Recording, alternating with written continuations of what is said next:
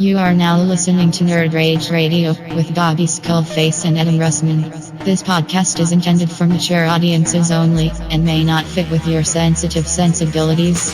You may be a victim of meaningless outrage, or you may, in fact, be a big ninny pants. If this is the case, please feel free to turn it off now. This is no country for Ninny McNinny pants. So crack open the Mountain Dew. Make sure the cheese doodles are super fresh. We're in your mother's basement. It's Nerd Rage Radio. And we're back. And we're short-staffed again. Adam, 200 was his last episode. That's true. That's true. Missed. That's true. And then Chris is still too busy. I'll tell you what, though. I'm going to check that into the realm tonight. Make sure he's not popping up on me. You know what I'm saying? But we got Joe here. I'm here. We're going to carry on. And first of all, I want to go ahead and apologize for last week's sound. It's a long story, but I fucked it up. It's on me. I fucked it up, and I'm really bummed out about it because it was a really good conversation. It was listenable. I did listen to it myself just to make sure, but what a bummer. And then for the Patreon folks, they got a Spider-Man discussion that was like 2 hours long that had the same exact problem. That was also a good discussion. So I want to try to have that discussion again today with Spider-Man, the Spider Family. Who can we do without? I feel like we'll get to it, but I wouldn't mind having more of those types of conversations in general. Yeah, I thought of another one during the week. I forgot now. Maybe come to me. It was another group where there's just too many of the same people. Yeah, no, I enjoyed that a good bit. Let's see. I'm trying to think if there's anything else. Yeah, but I apologize when I got wind of it from Adam, who was like, sent me a text. It was like, sound sucks or whatever, and I was like, ugh. And I listened to it, and I was like, God bless America. It's only episode 201. It was fine. Starting over. Yeah. It felt like it only took over 100 episodes to get it right in the first place. Yeah, it's like my first day again. So I don't know. I'm embarrassed, and I apologize. Hopefully, I'd like to say it won't happen again, but I can't make those sorts of promises. How was your Nerd Week, Joe? Nerd Week's pretty good. By the way, I had the conversation with Krista about last week's episode after we're done. Which conversation? The Batwoman thing. Oh, yes. You were saying. Iceman. And she was appalled that Iceman had a book. As soon as mentioned that we were talking about why Iceman got canceled, she was like, wait, why the fuck did Iceman even have a book? Who cares about Iceman? He's boring. Yeah, I agree. I was like, oh my God, you should have been there. I agree. You've been the only one helping out Bobby. I agree. I think that he is just... you remember in True Romance when a guy gets pulled over in the car and he's like, and then the cops have him and they're like, you're no longer a star. Or an extra, or a supporting actor. No, he's like, you're no longer an actor, or a supporting actor, or an extra. You're a fucking star. You are a fucking star. And you're going to be playing your one-man show nightly for the next 3 fucking years. Yeah. He is not that. No. Yeah. But you know what? There's like, when we were going through the list, I was thinking that there's very few X-Men characters that are stars. A lot of them is about the ensemble. Yeah, it's about a team. Mm-hmm. I agree. But I do think that, Wolverine is obviously the exception to the rule. Deadpool's an exception to the rule. If you count him as an X-Men. If you count him as an X-Men. That's another sketchy line as to where to draw. He's not a mutant, though. That is the thing. But he's part of X-Force. Yes, but as I talked about last week, I don't think X-Force is part of X-Men. Oh, we just don't agree there. Because I think especially Uncanny X-Force is like that's secret shit Wolverine was doing behind Cyclops' back. I got the impression it was like a Black Ops team underneath X-Men that Cyclops didn't want people to know about. Maybe it was that, but then they're still not like acknowledged as part of the team. That's true. That's why they recruited. Because Phantom X is not a mutant either. I don't think. Yes, he is. Isn't he? He's got powers. He's got powers, but he's part of the next program. I don't know why I didn't go with full W on that one. I hit him with the what was that dude's name that was out of Texas that was running for president? That George. No, not George Bush. George W. No, the guy who Ross Perot. Oh, I was like, he's got powers. But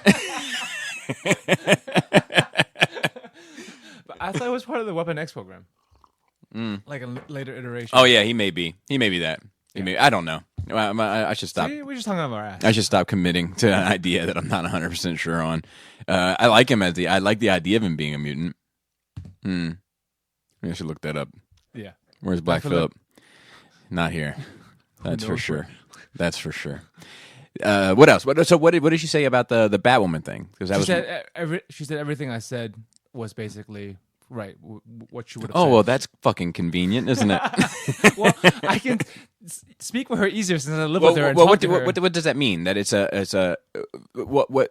Because we were deciding on whether or not it was a sexuality thing or just that women were underrepresented. It's both. But how I don't know how one can say that women are underrepresented in that. Women are underrepresented. Like for the Bat family, at least the mainline Bat person, she didn't count Huntress either. She was like, yeah, that's extended family or the cop because like she's not a star, she's not an A-lister, she doesn't go fight on her own, right?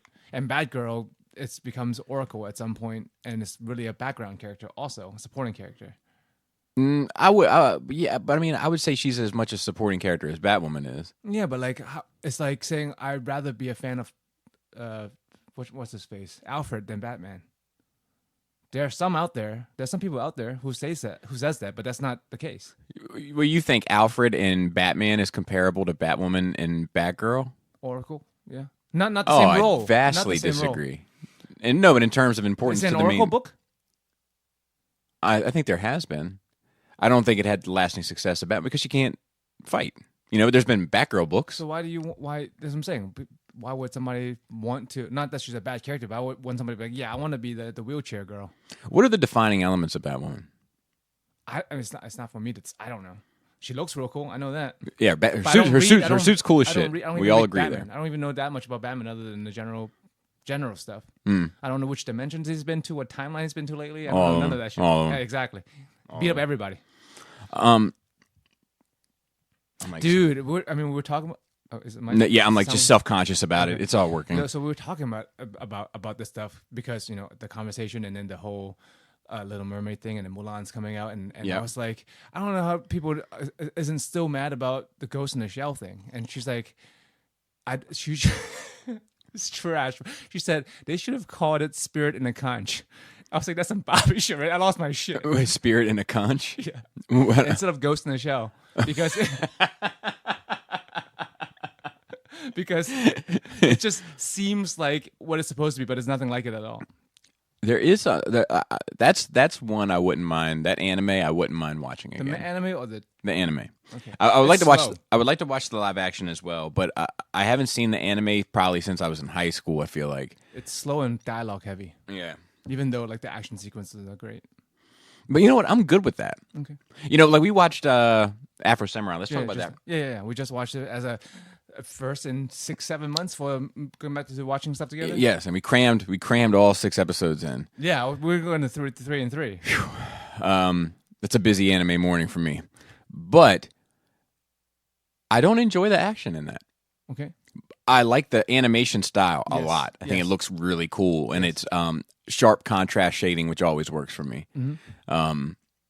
But every time they get into a fight, it's just close-ups of sword blades and people holding sword handles, and like I feel like I'm like, somebody zoom out of this thing so I can see what the hell is going on. I have no concept of what's going on in those fights other than who is victorious when the fight ends and you see somebody slowly split in half. I think it's a stylistic choice that calls back to old samurai movies. It's like that where they run at each other and then you see them like run like past Ninja each other, Gaiden. and then one of them Ninja Gaiden. Yeah. I like it. Maybe I just couldn't follow. I didn't know what was going on. Like it's just like swinging swords, and maybe because you're like not used to this type of animation too. Because I never had that problem. It follows for me. It's just shing, shing, shing, shing. I'm like, eh. And this is my other. I thought it was a good story. It's about the drama of it. The fight. Yes, the fight is more about the drama of the fight than the fight itself. Here's the other thing. I'm not sure if I wouldn't have enjoyed it more had it been told linearly. I thought about that before, but I think it needs to be told this way. Not needs to be, but I think it's interesting this way because him by himself it's slow. He doesn't do much other than fight and the side character talking to him sometimes. There's not if you just take out all the flashbacks and you just put his current journey, it's not much to it. Well, I mean, he goes to the place and he fights through all the brothers, and That's towards the end. Yeah, well, that's kind of in the middle, and then he's walking to the brothers and he has to fight a guy, and then he fights number one, At right? the very end. And that's it.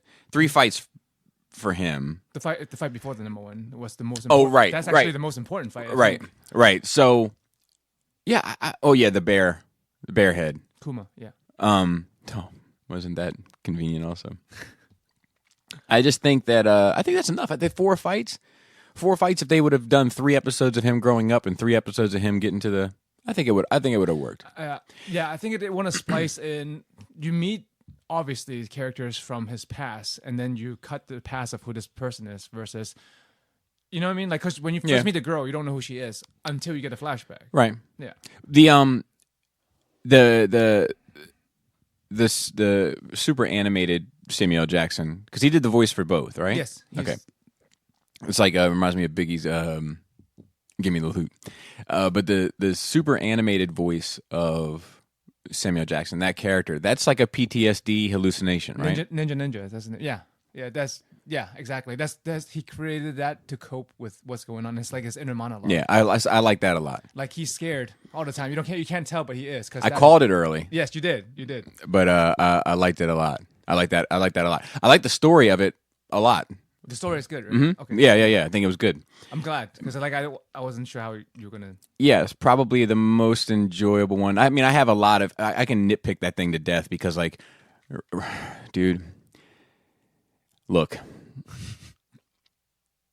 I would imagine there had to be somewhat of a cultural buy-in to make that project work, right? So you get Samuel L. Jackson as the voice. Get RZA. All of a sudden, you've put it in a different space instantly. Yeah. Then you get RZA to do the score. All of a sudden, you solidify it, right? But that fucking soundtrack is garbage. It's garbage, and it's just after RZA's prime in terms of, I don't know. Did it just not age well? I don't know, because I think he does, like, he's done some good scoring stuff. Like some of the stuff he did for Kill Bill, I think was good.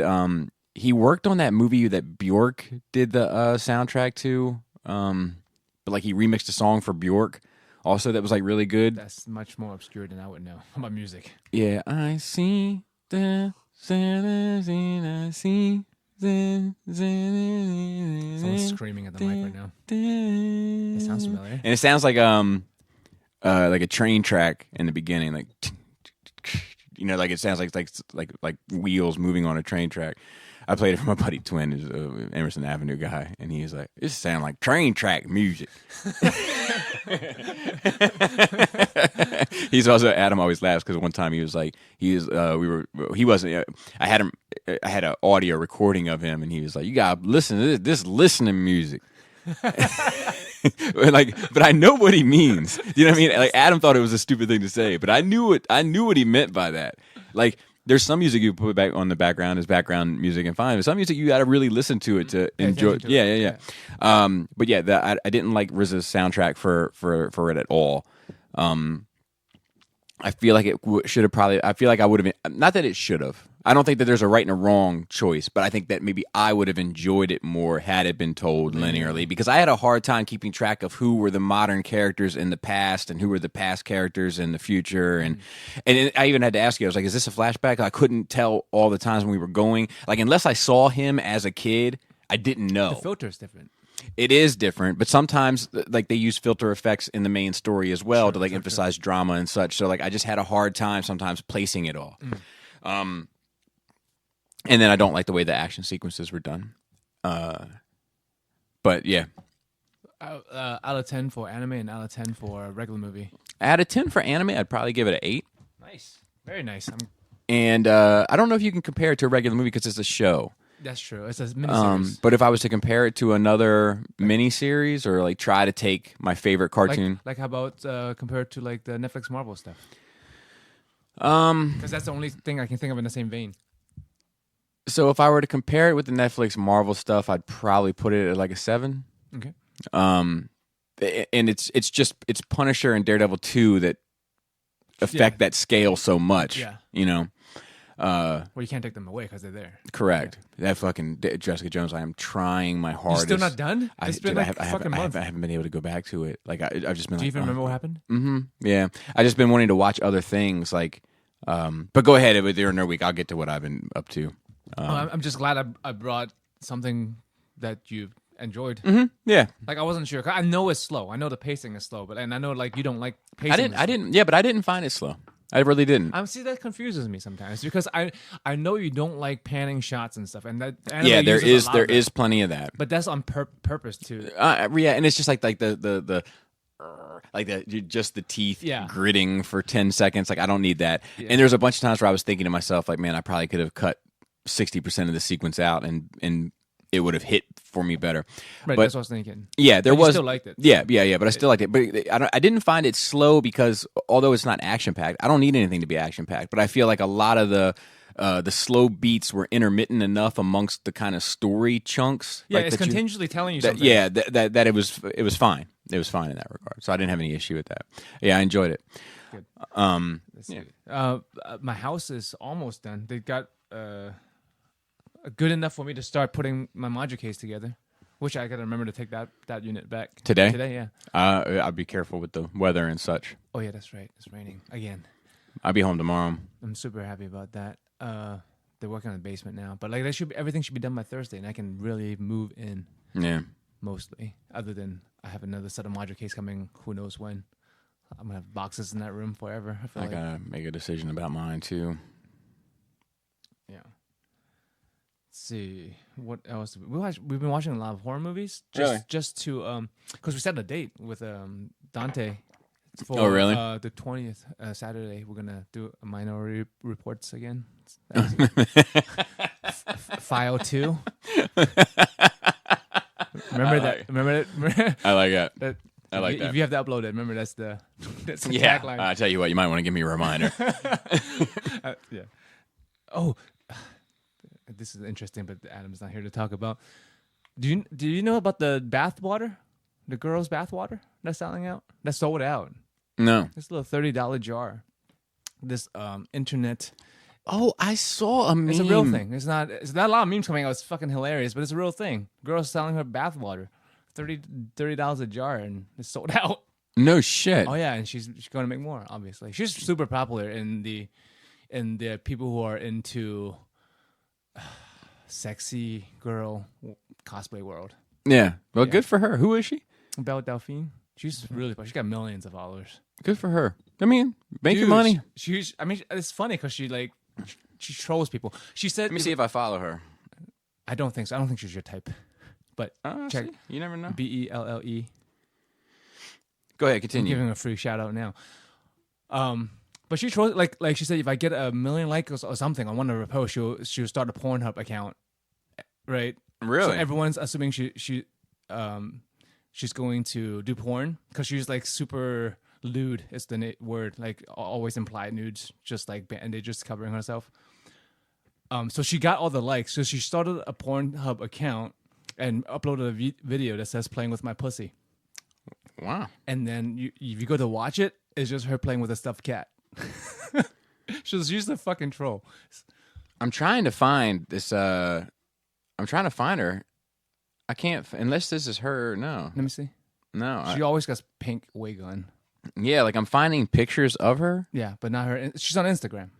Yeah, well, that's what I'm looking. That's strange. Do you block her? No.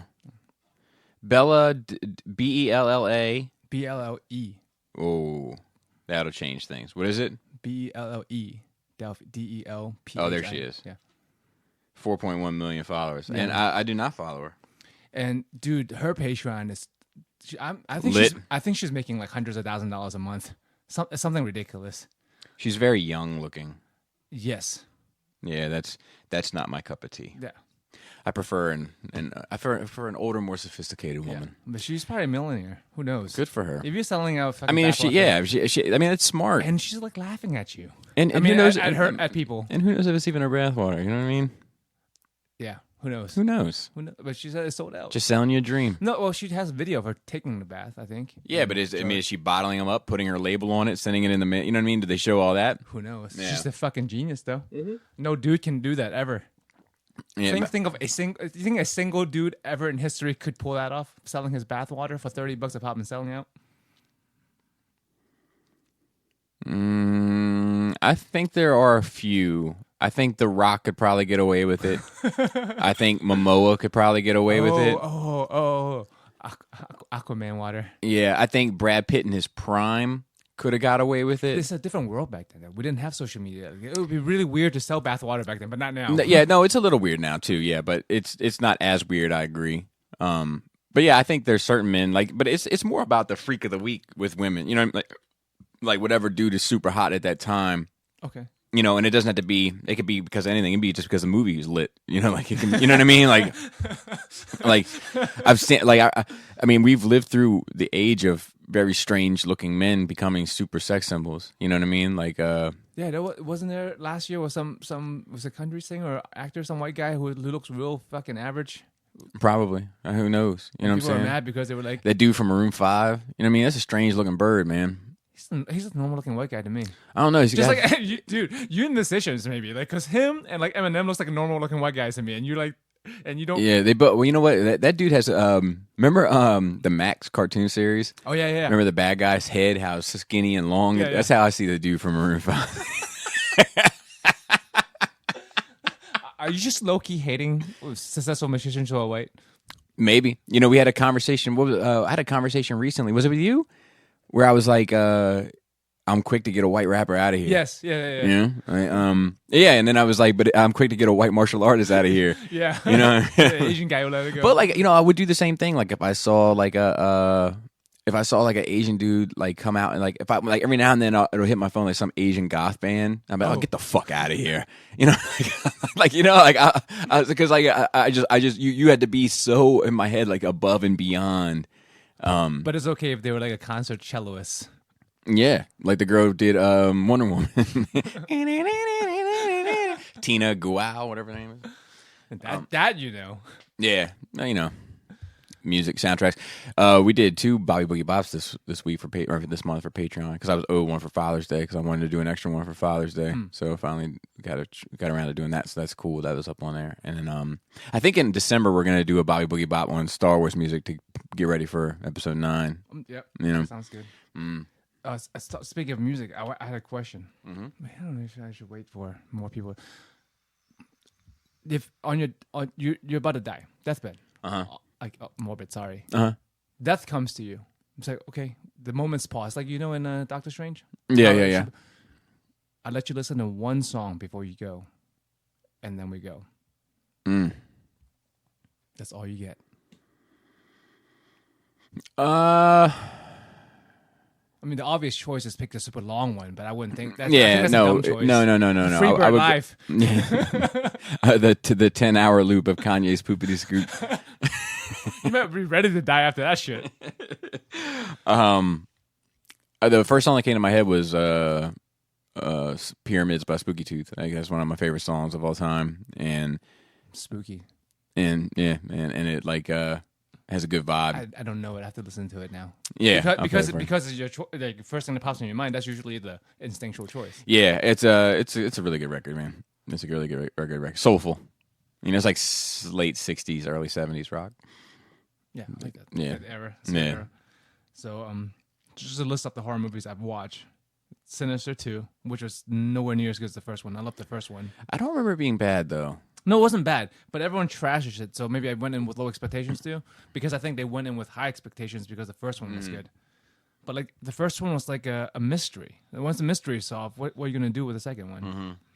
Watched Grave Encounters 2, which is also a sequel that's not very good compared to the original. Malevolent, which is actually pretty good. It's on Netflix. Yeah, Malevolent? Yeah, it's on Netflix. You might enjoy that one. Huh. I don't know. Dude, my as soon as I get done Jessica Jones, we're canceling. Netflix? Mm-hmm. Wow. Well, it might be another year. Yeah, that's true. At the rate you're going. Hereditary. Dude. Good, I right? quite enjoyed it, and I was like, "Oh shit! No wonder Barbie likes that totes and naked old people." Like 100% Barbie's bag. Dude, I was not expecting the naked old people. I was So like, good. "Whoa!" When you first saw the dick. So I got a question for you. This is spoilers for Hereditary, by the way, if you're listening. So if you don't want to, just skip ahead 30 seconds. Should have seen it by now, motherfucker. So I want to make sure that I read it the right way because Laura didn't see it this way. But the demon was in the girl The whole time. Yeah, that's what I thought too. I mean, Yeah. she was cutting heads off of birds. Yeah, and the fact that when the dude came to, he was, Yeah. you know. Yeah. So okay, that's how I read it. Also, Yeah, dude, the light pole scene. That shit. Yo, I did not see that shit coming at all.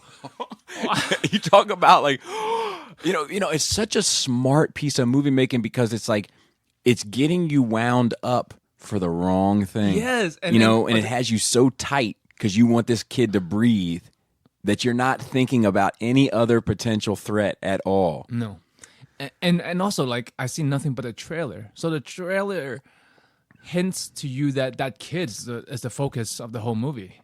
Yes. And then when that happens, you're like, whoa. Yeah, this isn't what I thought. Dude, the acting is. The mother was great. Oh, yeah.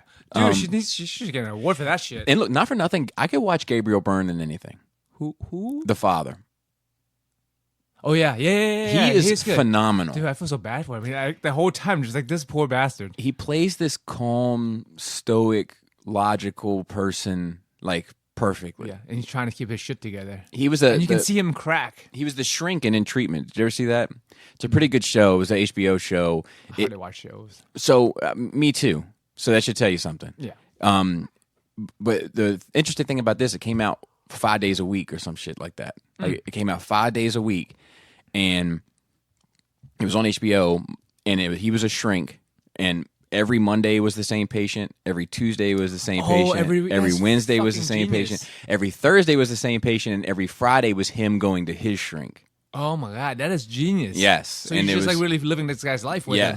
And it was a top shelf show, and he played the shit out of that character. He's also in Stigmata, and he did a good job. And he was in Usual Suspects. Yes. Yeah. I like Stigmata too. I haven't seen that in a while. Y Messenger no importante.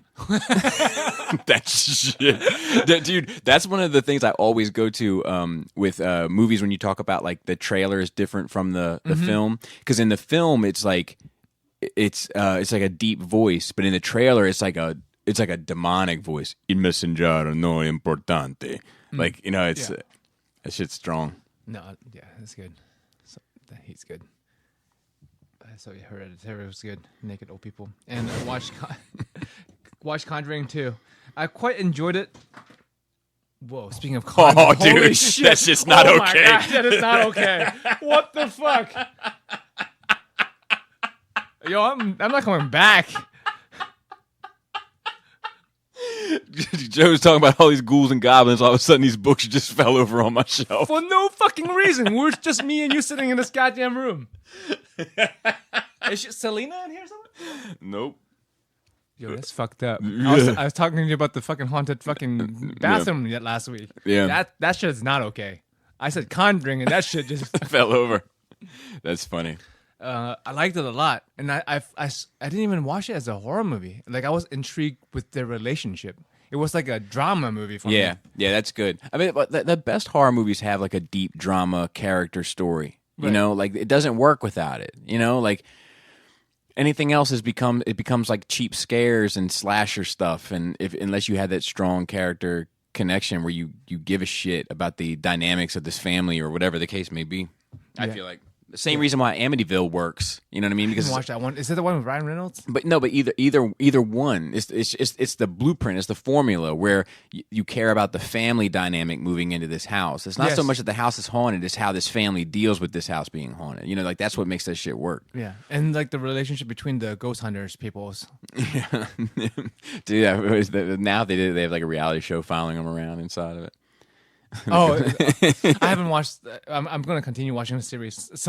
I'm asking Dante what to watch and what not to watch. Apparently, don't watch Annabelle 1, but watch Annabelle 2. Oh, really? I can't remember. Because Annabelle 2 is like the prequel, and so we can watch it without the first one. Oh, okay. I'm bummed out. The Nun, I heard it's bad. Everyone says it's trash. bad because like the Nun is super interesting after watching Conjuring 2. Yeah, so it's worth a watch if you just want to see the nun do nun shit. But like, knowing the story. Exactly, that's what I want. And the problem is that movie started where it should have ended. That's unfortunate. Yeah. Fucking give me the heebie-jeebies. That was crazy. I'm glad it's documented. Dude, we were talking about like Laura and I were talking about my grandmother on a Patreon episode, and like the shit just stopped recording. Oh my god! Yeah, your house. Yeah, it's been a couple weird things going on recently. I don't know what's going on. Yeah. Something wrong with this house. Did we build this house on something weird? Dude, I love. Remember your daughter used to talk about some green clock somewhere. And I'm like, yeah, that was a weird time too, man. There was. Do you remember? Do you ever see The Others? It's like one of my I love favorite. The Others. Yeah, it's one of my favorite horror movies. It's great. Leave this place and never come back. And last we watched Godzilla, this movie, the one in theater right now, Godzilla 2, King of Monsters. The new one? Yeah. How was it? How'd you see that? In the theater. You went to the theater? In the middle of the night last night. No kidding. Crystal went. Dude, that's my stipulation. I don't like going out and doing shit unless Krista wants to do something. Then I like to do stuff with her. How was it? I hate the people in it for the first half at least. I'm okay with them in the second half because they became supporting characters to the monsters. I went to watch a monster movie and the monsters were great and the monster fights were great. Not for you, I don't think, because it's just a spectacle. There's not too much story to it. I think you need I like the first Godzilla one. Okay, and I like the planets of the island of the skull, the King Kong. Yeah, it's the same. Correct universe. World, yeah, universe. but both of those have because you can't unless you really characterize the monsters. You can't tell a decent story really. Yeah, and that's why that's where in my opinion, the Transformers movies always fuck up because they address that the same way, but they don't realize that the Transformers are human enough to have a human story, so to speak, that you can relate to without introducing human characters to live vicariously through within that universe to make the connection. Because they're fucking just robot metal people. I never gave a shit about Spike and Sparkplug when I was a kid, even though you're supposed to connect to Spike. Never did fucking care. But I mean, the monsters had personality, had a backstory. They had their motives. The people. That's what I'm saying. People are supporting characters in the fact that they help explain what's going on. Right. Like why Godzilla does the things he does and shit like that. I enjoyed it a lot. Well, good. And got an Asian lead in it, obviously. See? No, I like Ken Watanabe. Overrepresentation. He's oh yeah, I got two Asian. They got the Asian chick and the dude. It's the same cast from the first movie, so it's a direct continuation of that story. I like that first one. I do not like the Broderick one, but I like that. No. How about the cartoon? Remember the cartoon? I never saw it, but I remember Saturday it. morning cartoon. Yeah, and I never saw it, but I remember it. And I think that's about it. But in my module cases, yeah, that's about it. I tried to watch the Godzilla movies as a kid because the Broderick one? No, the old one. Yeah, the old. But I tried to watch them because there is something about that monster design that just it's cool. It's something striking about it because I remember seeing it and I was like, oh, what is this? I need to know everything about this. It's a monster and it was movies about it and it destroys cities. I'm like, what?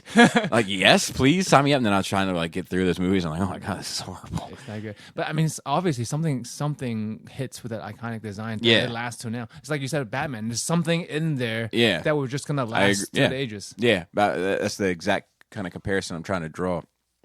But I think you might also like him because he's shaped like a Grimlock Tyrannosaurus. Maybe. And you don't like the Broderick one because it's too much like a real Tyrannosaurus. Maybe. And I also like the spikes though, and I like the Tyrannosaurus breathing fire. Even if it's blue. Yeah, I'm on board. Let's see what I did. I watched Rise of the Planet of the Apes and Dawn of the Planet of the Apes. Okay. With the kids. Should have called me. I still haven't seen those. Oh really? Yeah, I saw the first one with what's this? It was Green Goblin Jr. Yeah. I watched them with the kids, and they wanted to see it. And the baby was getting a little freaked out from time to time. She was rolling. She was like, okay. Angry monkeys. But Jaina loved it. She was like, these movies are so good. And I was like, I know. Like they didn't whatchamacallit, they didn't overshadow the apes with humans. yeah, well, it's told from the ape perspective. Yeah, and that's another thing. She pointed that out. Actually, she was like, what's nice about these movies is you get to see the apes and how the apes live and the world through their eyes. And I was like, yes, it's told from the ape perspective, which is the twist on that story. But it's those. So here's the thing: they're both still good, and the story to both still holds up beautifully. The CGI in the first one does not hold up. Wow, really? Because it's not that old. No, because I saw it in a theater. Dude, if you we watched them back to back, it is night and day. Okay. Like they figured that shit out in the second one, because the first one is like they don't have real weight to them. They look more cartoony. The second one is like that's a fucking. You can't tell me that's not a chimp in the trees. That's a 100% a chimp in the trees. You didn't use real chimps in trees. I love that shit when he's got them all. He's like they're hunting, and he's got like the hunting paint on, and he's got one hand up like holding them all back, and then he just goes like he opens his mouth and like drops his hand and it like sends them on the. It's just good, man. Caesar is fucking awesome. Let's see what else I did. Caesar statue. There is one. There is one. I've looked at it. It's not great though, and it's not 1/4 either. Yeah. You got a quarter scale or nothing. No. Not that it's that, but I'm just not sure that it's good enough. You want a fuzzy 1/6. I got a Hot Toys coming here. I got a couple Hot Toys coming here soon. I think I paid for my Darth Maul one. My last payment is the 10th. Nice. Yeah, and then I think Evan shows up on Thursday. I'm pretty sure. I got a Hot Toys Evan coming in. King of Wakanda. I was like Chris Evan? No. So I got him coming in Thursday, I believe. And let's see what else I did. I know. So I've been watching Big Little Lies on this HBO show. I heard of it. Dude, it's so good. It's so good. And like the ending of the first season kind of disappointed me, but like where they took it in regard to the second season, I'm on board. And Meryl Streep plays a character in it she does like the best job. I mean, she can act obviously, but she's like a award-winning actress. Yeah. But like this might be her best, in my opinion. Like this might be her best role. Like she plays that like passive aggressive white old woman that's extremely dangerous, and you shouldn't underestimate her. She plays that role. Maybe it's because that's her in real life. Maybe, because it's awfully good. Let's see what else I did, if anything. I don't think I watched anything else. We watched those 2 movies. Started working on a Transformers diorama. Is that going on the bottom? Is that where it's... No. Oh, I was going to say, you're going to put your... No, because of the lighting situation, it's hard to put the stuff in place and then get it out. Oh, okay. So I'm using that shelf as like a template to build it all in, and then when I get it painted and stuff, I'll put it in the proper one. I'm getting a light put in, a recessed light put in that spot and that dark Good. corner. Smart. I was like, I learned this from going to Bobby's house. This is a dark fucking corner. Yeah. I don't know why I don't have a light there. Smart. But I'm going to I think it has good promise. It looks fucking great. I like the the human sized things. Yeah. Because if you don't have the fences and like Yeah. it just looked like a big factory. Correct. It's all about the scale, man. Like the key to displaying masterpiece figures, in my opinion, is demonstrating or illustrating in some way, shape, or form that they are larger than humans. Without putting the human figures in there. Correct. Correct. You don't even want the Doctor Wu ones? No. The little like, it's one piece non-articulated ones? So we're going through that process, and those videos will be on, like the step-by-steps will be on Patreon, and then the regular like kind of commentary about the process overall will go on the regular channel. Also, people on Patreon, like, please make sure you're taking advantage of all the stuff that's on there, because I can't tell you how often I get people hitting me up that are like, hey man, what do you think about this figure? Or what do you think about, or how would you go about doing a diorama for this or whatever? And I'm like, dude, I actually have that information and you're paying for it. You already subscribed. Yeah. Like you are a Patreon member, and like I did this, you paid for it and I did it for you. And so like I just worry that people, because there is a lot of stuff on there now, like so like it's easy for stuff to get lost in the sauce, but I just want people to make sure they're taking full advantage of everything that's on there. I think the problem is because it's a rolling feed on Patreon. It's not like a YouTube channel where you can like put playlists and stuff, right? Because they have to fucking scroll back to find it, right? Unless they're tagged somehow. Well, that's why I try to only put a few things up a week, because I'm like, man, I want people to because I want people to have the time to digest it. Like that's crazy. The last because I put stuff off, and then I get too much stuff, and I'm like, I don't know what to do with this stuff. Like I need to get it off my computer, so it's going on Patreon. So like the last week of June, I mean, I had one thing every day, and not counting the show that was coming out early and all that kind of stuff. So it was just. I mean, it's crazy bang for the buck for Patreon, just because like. Nobody has that much fucking content. Like, I don't think anyone's even asking you for that much content. No, they're not. But I just like, but like, honestly, like all bullshit aside, and this isn't like a sales pitch, but I am so appreciative of the people that come, like, because like, there's a lot of folks on there, and I think a lot of them just. Yeah, they don't even use the content. I know. I think. Well, see, that's the thing. I think you're right. I think a lot of them are just like happy to support me, and but I want them to get something in return. And then when they hit me up and they're like, "But hey, man, how would you go about doing this?" And I'm like, "Dude, I did this for you." Like, and of course, don't ever hesitate to hit me up. I'm happy to point you in the right direction. But I just like I want to make sure that people are realizing and taking advantage of everything that is at their disposal. Because the content is super varied. You have something for everybody. You have Transformer stuff, you have Dynamo stuff, you have music stuff, like like regular life shit. Yeah. So that's that. I'm trying to think if I did anything else, and I didn't. I was off. I was home for like 5 days, so that was cool. But nice. But we didn't do much.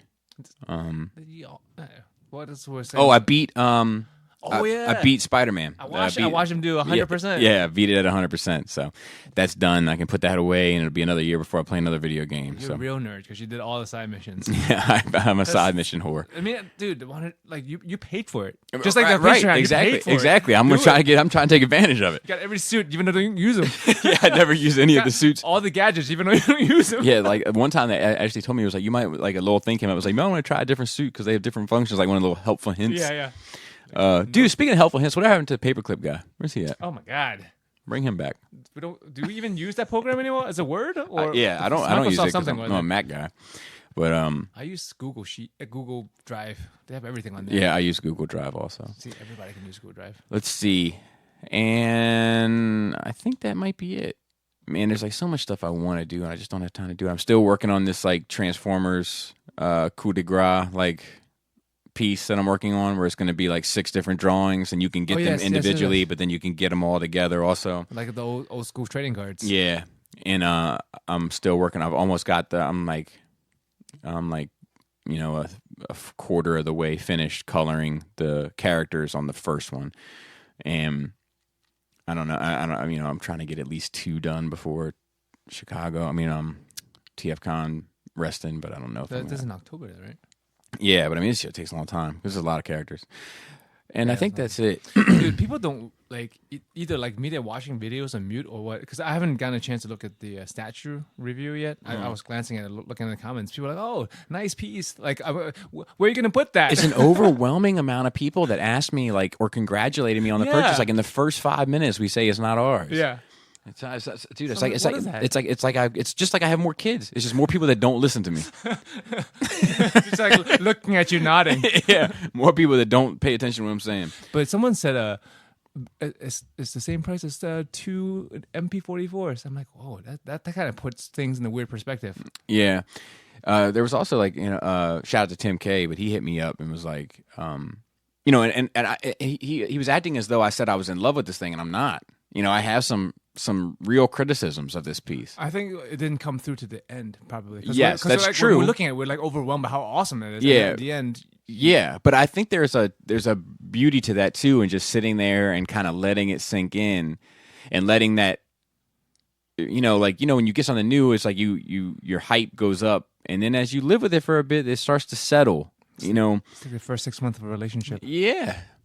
But like I like that it started to happen in those final thoughts where it's like, oh, this is not great. It's not great either, but it's not amazing. Yes. It's just really good. And compared to the price, it's a whole different story. Correct. So So you can be more objective once the initial impact. yeah. Whereas So he hit me up and he was like, glad you like it or whatever, but I don't see the allure of. And I want to be like, well, dude, if you listen to the thing, I don't see the allure either. 100%. I see some of the allure, and I think that overall in a case, like you put that thing in a case, Yeah. all the imperfections go away. Yeah. Put You know? spotlights on that bitch. Yep. That black background. But I also think that like it is a lot of money for something that you're not totally happy with. Yes. If you're not. And then he was like, I don't think there's much difference between this and the Hot Toys, but you didn't want the Hot Toys. So I guess he didn't know I had it. So I Yeah. took a picture of the Hot Toys. I was like, I got that too. Not even in the same ballpark. Yeah. Like And you were really not happy with the ball. yeah. The Hot Toys is junk compared to this, but this is, well, to be fair, I got the Hot Toys at a discount. You know what I mean? Like, but the Hot Toys, I think it retailed at like probably at least $250, $300. So $300 to this $1,000, I'd rather spend the $1,000. But I got this thing for like $100. I got that Hot Toys thing for like $100. It's So like a no-brainer. yeah, exactly. And my friend got this one on discount too. It was like $700, which is like, oh, perfect, because that's what the price we recommend for Yeah, it. and he got it from BBTS, right? See, I'm gonna have to watch that Grimlock shit. I'm gonna have to watch that Soundwave shit and see if I can get a deal because like. Dude, yeah, because sometimes they have bargains. Like one of the quarter scale Ryu I got, it was for like $100 and it retails for $250. Ryu? Ryu, that's how you say You it. talking about Ryu? And I got the Baraka. Wins. Dude, that dude's voice, man. The Mortal Kombat guy. I would call that dude just to talk to him. You think he talks like that all the time, bro? I hope so. Don't tell me he doesn't, because it'll break my heart. His answering machine's got to be at least that. Hello. Not a whole lot, you. What were you saying about? It was. You think about if Afro Samurai talk like Ninja? Oh yeah. Well, because like I always think about just like I think about Joker trying to get fast food. Like I always think about like anytime that something is super cool, but it only kind of exists in universe, and works. Yeah. Then I'm like, dude, imagine them like trying to figure out directions at a train station or something. So, what train will take me to 4th and Broadway? This is it doesn't work. But yeah, so let's talk about some of these notes real quick. Yep. I think that we should probably tackle this one first and just get it out of the way. And I'm sure most people are exhausted having this conversation as I am. But the poor unfortunate souls, the Little Mermaid casting. It's exhausting. I mean, that's part of why we started talking about. Me and Chris, I was talking about goes in the show and stuff like that. So Dragon Ball. let me say a couple things up front. Get them out of the way. All right. Oh, he came at the worst time possible. We have a special guest today. We have a special guest today. On one hand, I want things to stay as close to the source material as possible. Here, I can rock this. Right? Yep. Generally speaking, across the board. Yep. On the second hand, I don't care Yes. for this specific scenario. Yes. Now, that's not to say that I haven't cared about that in the past, because I have. Same. I cared about Terry Fitzgerald. Yes. I cared about Johnny Storm. Yes. So I get why people do care, but I just Are don't. you talking about Ariel? Yeah. Hello, everybody. I just don't like. I don't give a shit. Now, if they hear me out though. Some of the memes have been great. I'm happy for the memes. Yes, they're fucking hilarious. Talking about like just black actors and whatever memes. Yeah, or like there's Ratatouille with a golden retriever. So that shit's been funny. There's Rapunzel with a bald chick. Some of the memes have been great, but there's also this one that's like, oh, y'all gonna be real mad when this happens, and it like shows Ariel like swimming real fast up to the rock, and like the water explodes behind her. She's like, like really getting her fucking like soul voice on. Like, so there've been great stuff that have come out of it. But My favorite is we should cast Scarlett Johansson as Black Ariel, so everyone will be happy. yeah, that's been pretty funny too. So do you think this is a real issue? No, I even looked up the hashtag, which I rarely do, and it's mostly people bitching about people bitching. Correct. Yeah, I think this is I don't care. I love The Little Mermaid. Know all the songs, except the stupid Prince song from not Prince the artist. Prince Eric has a song in the play that's not in the movie, which is dumb.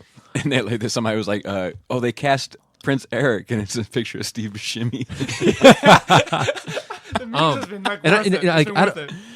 And I'll be consistent. I don't think being white is necessity for her character. No, it's not. Fish. Yeah, so I don't think it matters. And in fact, but she lived at the bottom of the ocean. A lot of pale fish down there. Her mom is purple. That is probably true. That's probably true.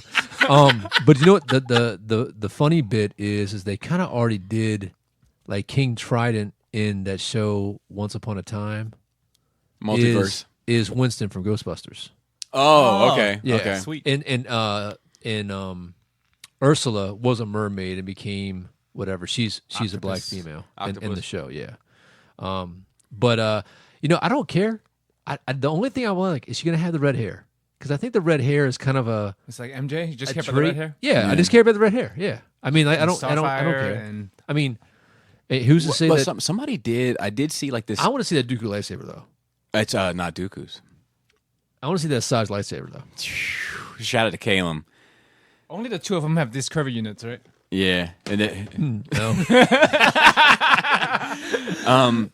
But does this light up? It doesn't have a blade yet. Don't point at me if it lights up. Chill, they're not real. As soon as it gets a blade, then it all works. That's fucking stupid. Fucking cool though, man. And the thing that's cool about it is fuck. You can buy God damn my back. So you can buy 5 hilts. If you wanted, if space was an issue or whatever, you can buy Obi-Wan. Space is the final frontier. Obi-Wan's hilt, Ahsoka's hilt, Ventress hilt, whoever's hilt, and then you can just take the blades and interchange them, and they all light up appropriately. Because the light is in the handle. So that's a cool thing. Joe, the light is inside of you. Yeah, the files are in the computer. But yeah, somebody did a schematic of her face, No, she looks like Ariel. Yeah, yes, she does. It's looks like a it's Disney person. very very close, her cheek proportions and eye proportions and all that. I think I'm actually changing on this whole topic. I'm do it. Yeah. Do it. I don't care anymore. Well, there's sometimes where it matters, right? Mulan. Mulan matters. Mulan matters. Except, Black Panther matters. Dude, Mulan. It matters so much that the who's that one guy? Actually, Captain America matters. Who's the one guy in the Notebook? Keanu Reeves? No. The Notebook. I know you're talking about. Blonde dude. Ryan Gosling. Yes. Ryan Gosling, Black Panther 2. He's Black Panther. Yeah. See, but but I mean, there are times where the race matters. It really matters because, on my feed now, because I have some fellow yellows on there, Magneto, that people are not happy with Mulan being portrayed as a Southern Chinese person because in the lore she's Northern Chinese. Get the fuck out of here. But that has more to do with the story than the actress, see, right? I'm not actually a wizard. No, it's a story. It's a story. Right. I'm just pretending to be a wizard. No, you're not following. No. You're not following. Here I am. Syrian. Action. Wizard, you shall not pass. No, Syrian. no, they're talking about the character being portrayed, not the actress. They're putting Mulan. It's taking place in a different in a geographic different area. province. Yeah, and that's a problem to some people. That's Yeah. dumb. Well, I've also heard people complaining about that Aladdin Buzz has the Sorry. has a Bollywood swag.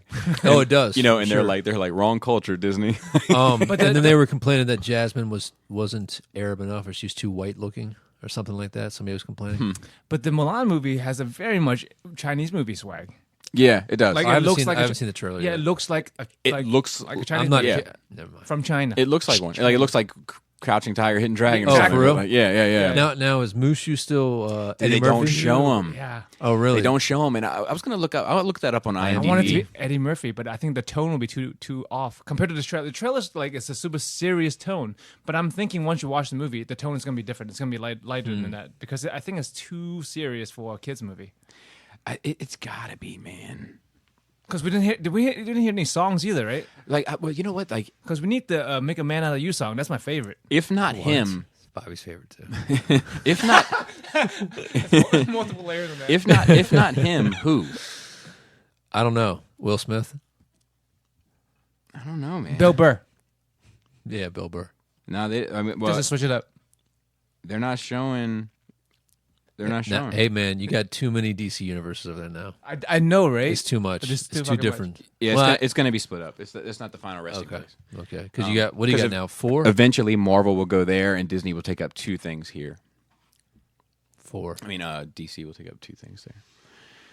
And that's after I'm gonna do 1/6 Magic Case out there, right there, and then have like the Avengers, the Justice League, the Star Wars cast. Like it's gonna, Cool. yeah. Oh, we just got James G. Rapid Fire out right on time. Oh, beautiful. All right, so we done with Ariel? Give you guys something. Yeah, I think we're good. I ultimately don't care. I probably won't see it anyway. Yeah, she's my least favorite. She's just the fucking first world problem princess. I'm only interested in seeing. Not anymore. Well, you know, like, but you know, like, here's the thing about it is, and you've brought this up before about like the Hans Christian Andersen piece is like horrific. Yes, the real one. You know- they fucking cut her no, fucking the- fin in 2. Oh, yeah, and she yeah. was in But, pain there, forever. but there's like a real message there of like being content with who you are. Right. You know, like be careful what you ask for because you just might get it type of message there. Yes. Where like the Disney one was just kind of like You get what you want. I'm just gonna give away my voice so I can be with this I mean, dude. He's super cute. The Disney one was all about the production of the songs. Right. I mean, they brought in some professional, and then like the songs just like, not that was and for those of you younger listeners, that's the first one where Disney actually, I think, became a powerhouse. I agree. You know, I agree. But like I'll tell you what I'm putting this out there now just so I can keep the same energy later on. If they change Robin Hood from a fox to like a beaver or some shit, they're out. What about I'm out. a badger? Nope. A honey a badger. wolf. Nope. A wolf is cool. A wolf? No, because the No, sheriff. He's a wolf. Yeah, The sheriff is a wolf. Change him to a he's tiger. got to be a foxy No. fox. No, he's got to be a foxy fox. He says it's a fact. Floating. All right, I'm gonna do my nerd week real quick. Okay. Yes, and let me ask you a question after that. Go ask me now.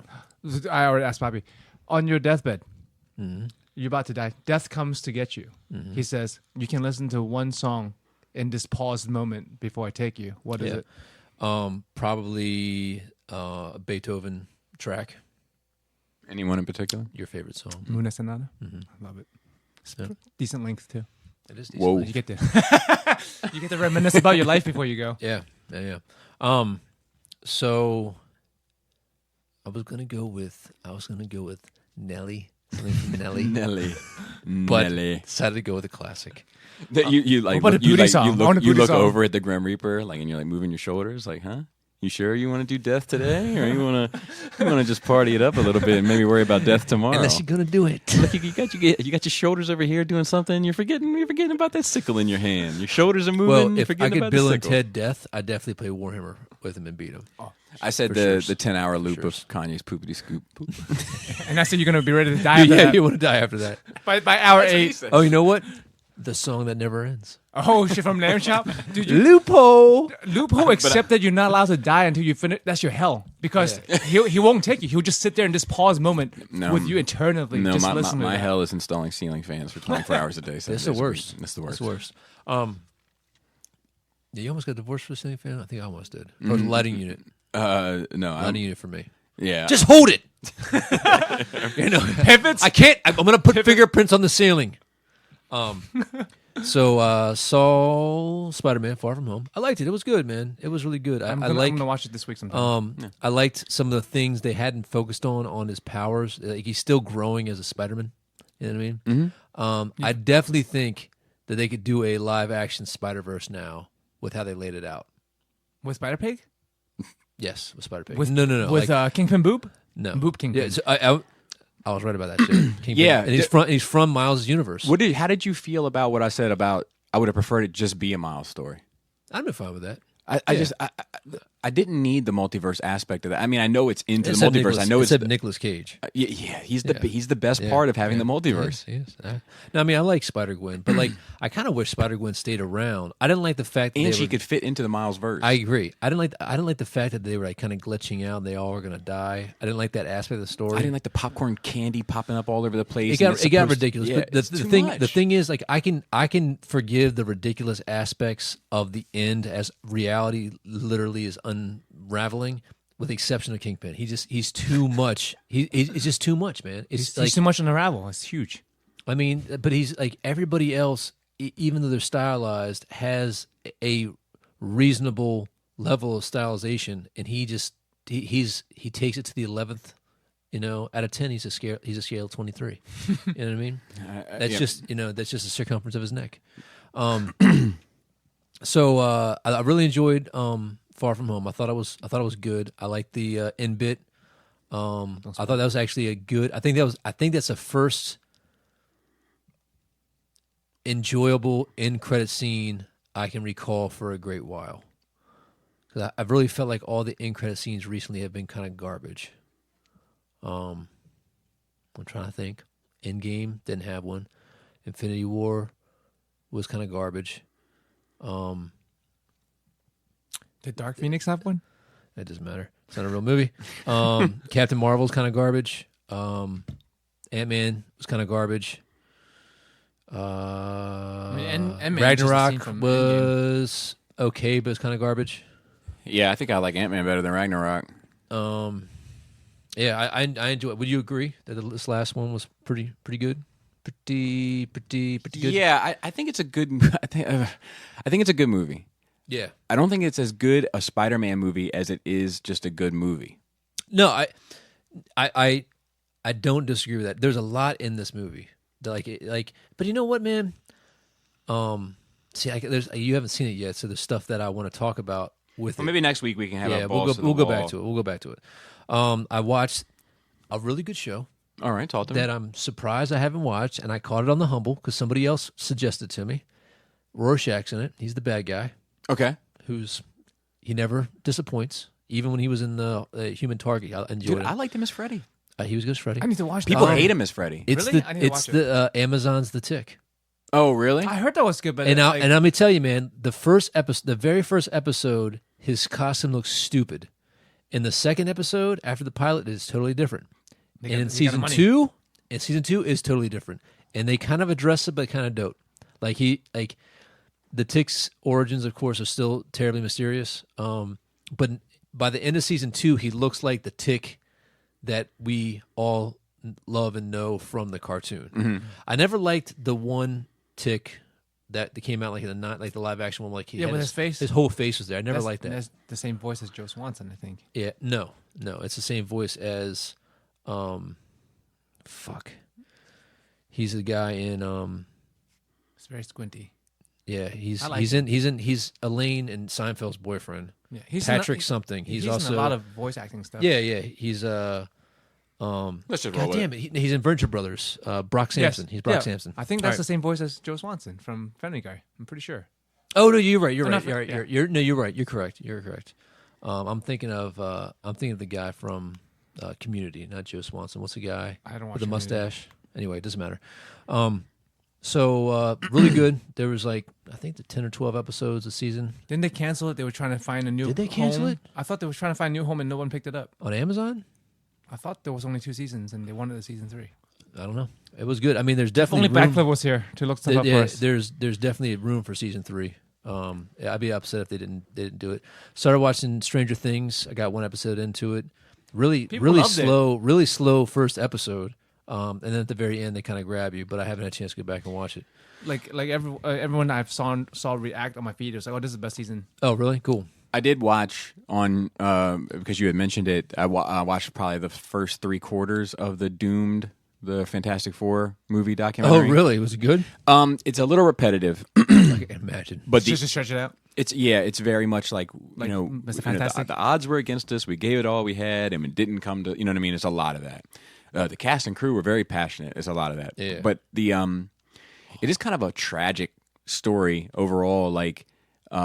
this B movie company that was known for making B movie films. They did Toxic Avenger and all this shit. They got the license, Oh, really? but they were only had it. They had it through like a third party that had the license, and that third party license had an end date.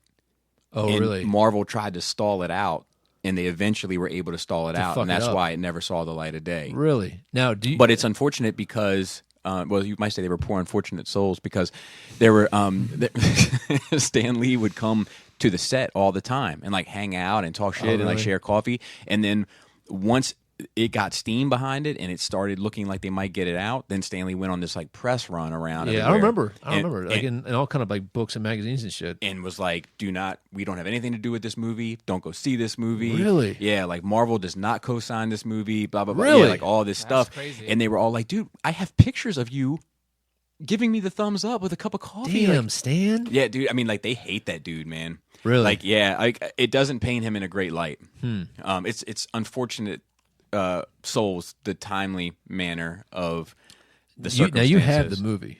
Yeah. We've never watched it. Yeah, I saw it. But yeah. You watched the whole Mole thing? Man's in it. You watched the whole thing.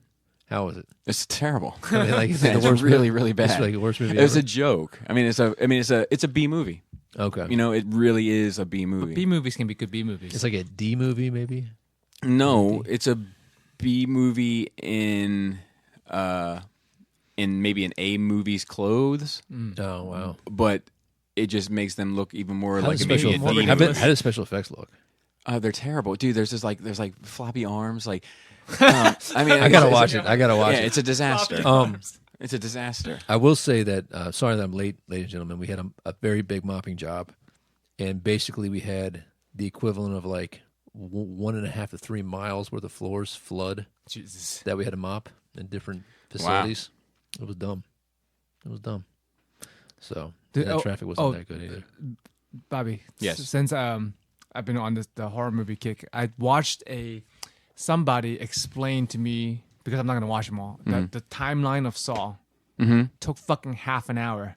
It's crazy. But it's good. It's intricate. I don't think I could. I don't think if I watched it, I could have gotten all that out of it. You would. I would have to watch it multiple times. Like things happen at the same time, and sometimes before, sometimes after. Yeah, because some of the movies take place simultaneously. Some of them take place before. Some of them take place after. Some But of not them in chronological order. Some of them overlap between before and during. Yes. And it's like That's the crazy. movies themselves are a puzzle. Like it's like part of the thing that's fucking cool about them. Also, painted sanguineous and painted. Oh yeah, it looks great. Yeah, I did about, I think I want to say like 4.5, 5 hours in your tank. Damn, not that much. Dude, it's a lot of It's little, a it's a lot of fucking little monster. detail. It's It is a monster. It gave me carpal How's your tunnel. wrists? It gave me That's- carpal you need a tunnel. wrist brace, bro. I do. No, actually, it's my neck.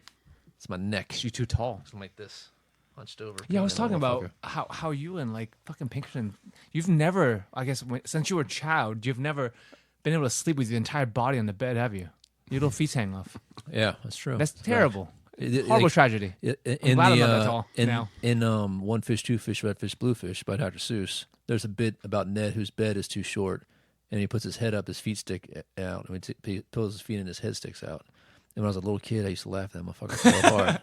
That's the funniest Joke's shit on ever. you. Funniest shit. Yeah, little did I know. Living that life, And plane rides got to suck for you guys. dude. Yeah, like the Yeah. ball pit. I was always too tall for the ball pit. When you like, So at when the you pee, people can McDonald's? see you pee. No. Disgusting. When did that start happening? I definitely- I have no idea. Wasn't the ball pit like clean? Safe at- space? Yeah, wasn't a safe space and clean at one point? We at least thought it was. I don't. I don't know. I definitely accidentally peed in the ball pit. I remember this.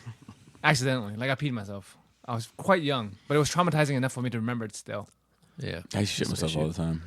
You used to what? Shit myself all the time. Oh, I thought you used shit in the ball pit. I'm like, that's no. a Like I just, a monster. Because I would hold it forever. Like I just hated taking time out of my day to like go to the bathroom. So you like, just shit yourself. yeah, I finally just wouldn't be able to hold it anymore. That's fucking crazy. Yeah. I don't think I've ever shit myself. Knock on wood. Yet. Oh really? Yeah. Yet. I mean, I'm not even talking about my adult life. Like a fart. Yeah. Not that I can recall. Never trust a fart when you're sick. Chris came over yesterday. And Oh, hung out, nice. and we got a game on. I got to test out a Blood Angel list that I might paint up for. We had that airbrush crash course thing we're going to do. Basically, for me, it's going to be like 4 or 5 days I can paint all in a row. So I want to get a Blood Angel army done for Nova. That might be the army that we roll You with. going to know? Yeah, man. I took off that whole week. So we're doing the class that that Saturday, Sunday, I mean, you want to play competitively? Monday, maybe. Because you never do. I bought.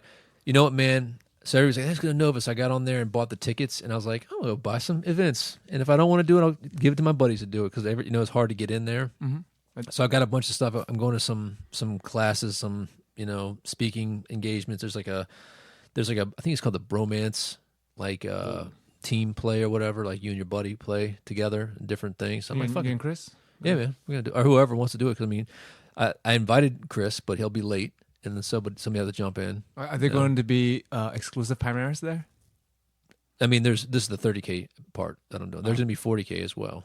If there is, I need to, or whatever it is. Hey, man. I actually I need to send you some money for some tanks. No, you don't. Don't be sending me any money. God damn it. No, to buy stuff. Oh, to buy some tanks. Okay, yeah. You want the new ones, right? Two of them. Well, I'll talk to you about that later. Okay. We'll talk about it. All right. And I want to say anything else happened. Got my roof. It's a Monday. You already fucked up one Monday. Got my dude. My boss is gone for 10 weeks. How many weeks has it been? This is his first day. What the fuck? I thought he's been gone. Well, he took off last week for vacation, but like he's gonna be away for 10 weeks. So including last week is like 11 weeks. Yeah. Jesus Christ. He did. There was some fucking big drama, and he ended up coming in a day that he was supposed to be on leave, and then he came in the morning when he was supposed to be on leave, and like hung out till like we got done some of the, management meetings and whatnot, and then he rolled out. And shit's already fucked up. It's all fucked up. Not because of him, or not because of him being there, just like dumb shit. Like, all of a sudden they want 3 coats of wax. Before 1 coat of wax was fine. Now it's 3. I'd be 3 coats minimum. Minimum 3 coats. Maybe sometimes 4. So, all right, that's all I got some work drama too, but I'll talk to you about it afterwards. Somebody put their foot in the bucket and walked around a little bit. No. Well, if I wish it was that simple. I mean, it's not really a big deal, but it's just You gotta put this back now, Joe. Insult to injury. What? Okay, so next note is Where's the Dragon? No, it's Mulan. We kind of already talked about that as well.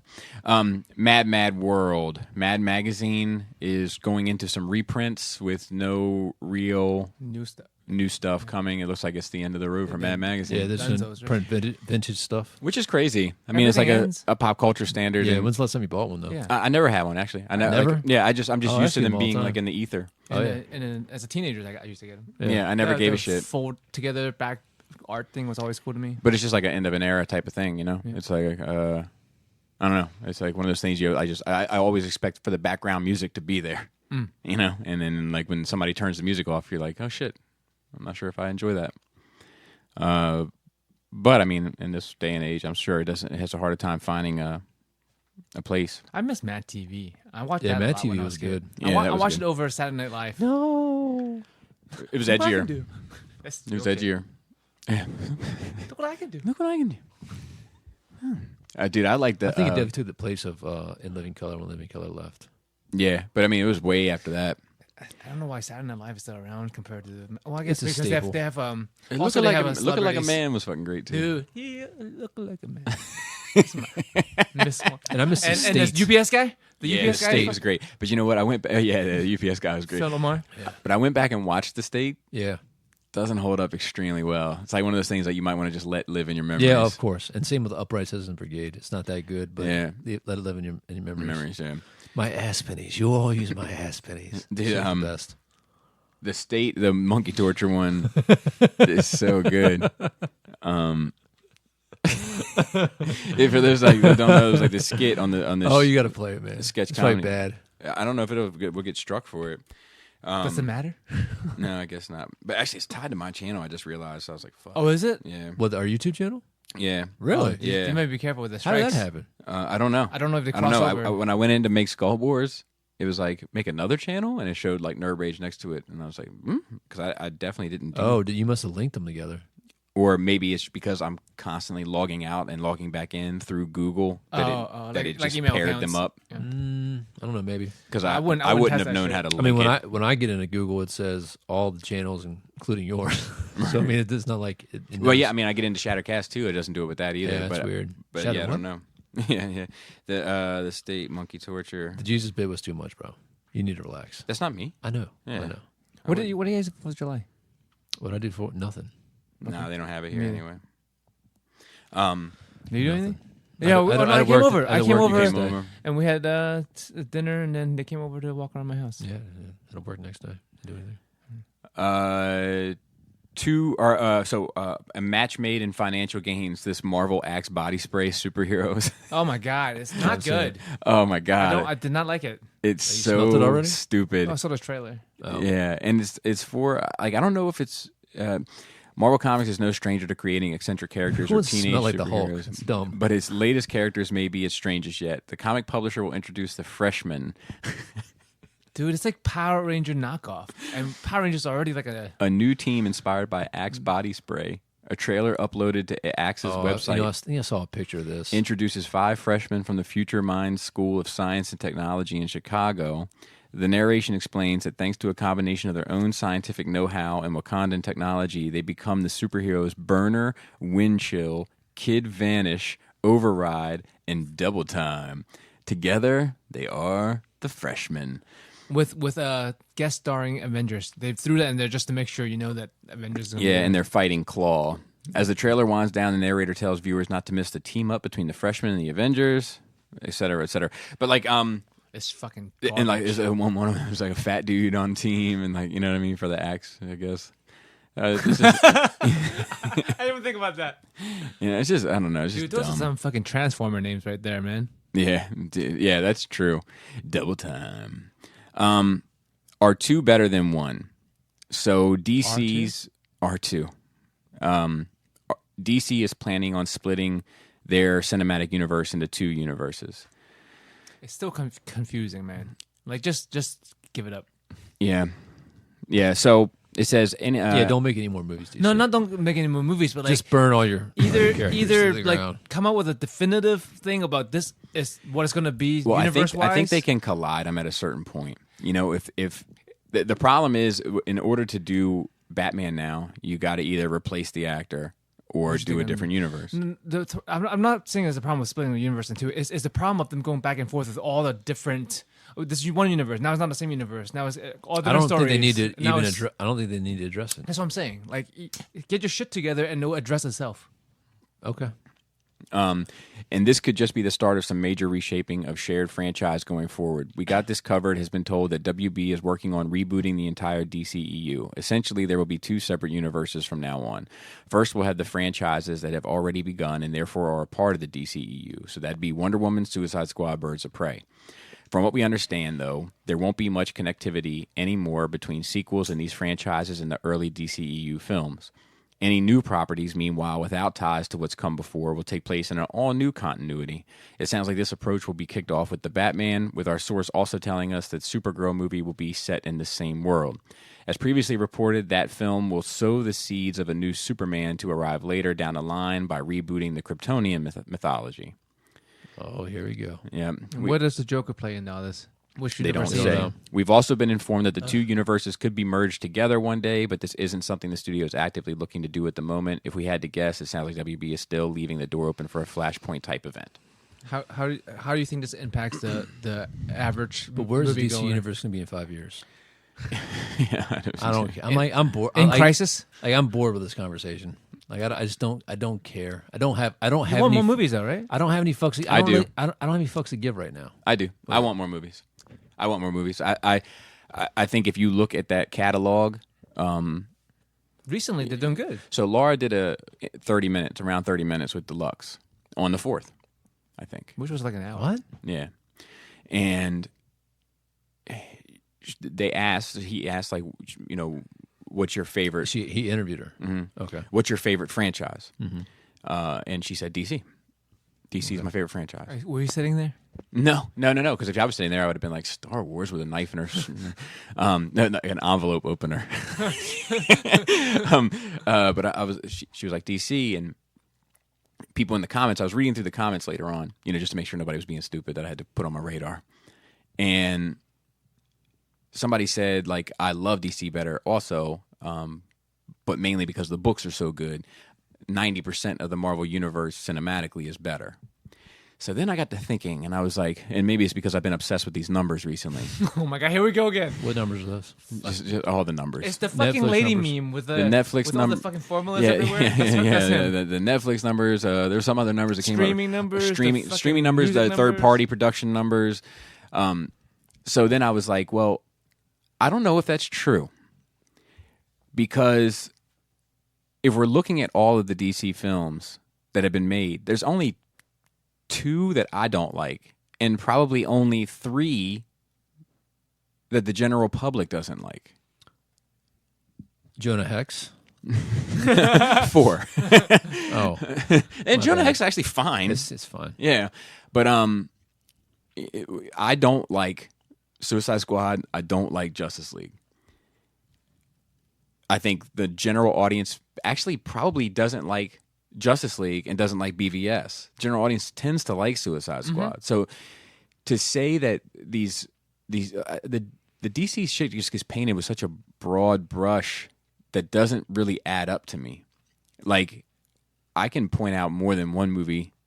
Like Iron Man 3 is not well liked by anybody, with few exceptions. I don't know. I don't know. I like think that normies do like Iron Man 3. But it's often the butt of jokes.